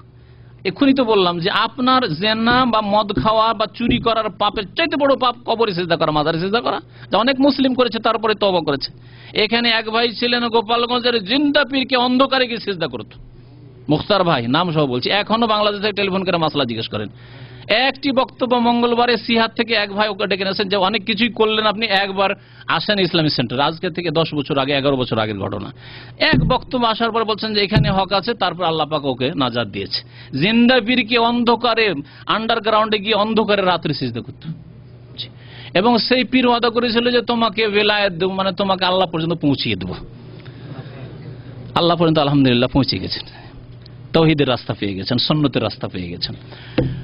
তো কি বলছিলাম যে আল্লাহ পাক সমস্ত গুনাহ মাফ করবেন, লা তাকনাতু মির রাহমাতিল্লাহ, ইন্নাল্লাহা ইয়াগফিরুয যুনুবা জামিআ, আল্লাহ পাক সমস্ত গুনাহ মাফ করবেন। এখানে জামিআ আল্লাহ বলেছেন, সমস্ত গুনাহ মাফ করবেন, কিন্তু শর্ত হচ্ছে যে তওবার যে 3টি শর্ত আছে এই শর্ত সাপেক্ষ। তওবা করা মানে কে বলতে পারেন তওবার শর্ত? হ্যাঁ, প্রথম হচ্ছে গুনাহ বন্ধ করা, স্টপ। এমন না যে এরপরেও যদি একটা কোনো মহিলার কল পেয়ে যান আবার ওর পিছনে লেগে গেলেন আপনি, তাহলে তওবা করেননি আপনি, এখন আপনি লম্পট। তওবা করা মানে ওই গুনাহ, জেনার গুনাহ বন্ধ করে দেওয়া, সুদ খাওয়াতে হতো সুদের গুনাহ বন্ধ করে দেওয়া। হ্যাঁ, দ্বিতীয় শর্ত অনুতপ্ত, লজ্জিত হওয়া, গুনার উপর লজ্জিত হওয়া। বন্ধু বান্ধবকে আবার বলে বেড়াবেন না যে এককালে আমি ঢাকায় থাকতাম আর আমি বেশ্যাখানা যেতাম, খবরদার না, যা হয়েছে হয়েছে, এককালে আমি মদ খেয়েছি, না, ওই কাউকে বলবেন না, লজ্জিত হন। 3 নম্বর, আগামীর জন্য প্রতিজ্ঞা করে যার জীবনে করব না, এখন ছাড়লেন, আগামীর জন্য প্রতিজ্ঞা যে কোনোদিন আমি আর গুনাহ করব না, গুনার দিকে যাব না। আর অবস্থা ভালোর দিকে নিয়ে আসে, এটাও জরুরি, কারণ অবস্থা যদি ভালোর দিকে না আসে, এখন আপনি নামাজ পড়েন না আর বলছেন আমি তওবা করেছি, না, তওবা হয়নি আপনার, মিথ্যুক আপনি আপনার তওবায়। আল্লাহকে ভয় করেন, আল্লাহর আযাবকে ভয় করেন না, কেমন করে তওবা করেছেন আপনি? পুতুল জাতীয় খেলনা বাচ্চাদেরকে দেওয়া যাবে কি? খেলনা সম্পর্কে ভাই জিজ্ঞাসা করেছেন। খেলনা দেওয়া যেতে পারে, তবে খেলনাগুলি এমন না হয় যে আজকালকার খেলনাগুলি খুব মারাত্মক, একেবারে জীবের আকারে চলে এসছে, আর ওর নাক, মুখ, চোখ সবকিছু দেখা যাচ্ছে। সুতরাং এই খেলনাগুলি পুতুলের মতো হয়ে যাচ্ছে, যেগুলি বাড়িতে রাখা হারাম। নবী সাল্লাল্লাহু আলাইহি ওয়াসাল্লামের জামানায় যে খেলনাগুলি হতো আমরা গ্রামে গঞ্জে ছোটকালে দেখেছি, ওই কাপড় দিয়ে, ছেঁড়া কাপড় টাপড় দিয়ে ছোট ছোট মেয়েরা তৈরি করতো, হ্যাঁ, তুলা দিয়ে তৈরি করতো, এগুলি অন্যরকম জিনিস। এই ধরনের খেলনা হলে ঠিক আছে, কিন্তু খেলনা একবার স্পষ্ট বোঝা যাচ্ছে যে কুকুরের খেলনা গাড়িতে সাজিয়ে রেখেছে পিছনে, ফেরেশতা আসবে না। এরকম খেলনা যেগুলোতে নাক, মুখ, হাত, পা সবকিছু চেনা যাচ্ছে, এই ধরনের খেলনা থেকে বাঁচবেন। ওর চাইতে ভালো আপনি এরোপ্লেন আছে, গাড়ি আছে, ছোট ছোট গাড়িগুলো আছে বাচ্চাদের, এই ধরনের খেলনা, একটু বাজছে সামান্য কিছু, মোবাইল আছে, মোবাইল টাও করছে, ছোট বাচ্চারা অতি খুশি হবে, এগুলি যথেষ্ট আপনার জন্য। মূর্তি, জীবের খেলনাগুলি থেকে বাঁচেন আজকালকার, কারণ এগুলি তৈরি হয়ে আসছে কাফের দেশ থেকে।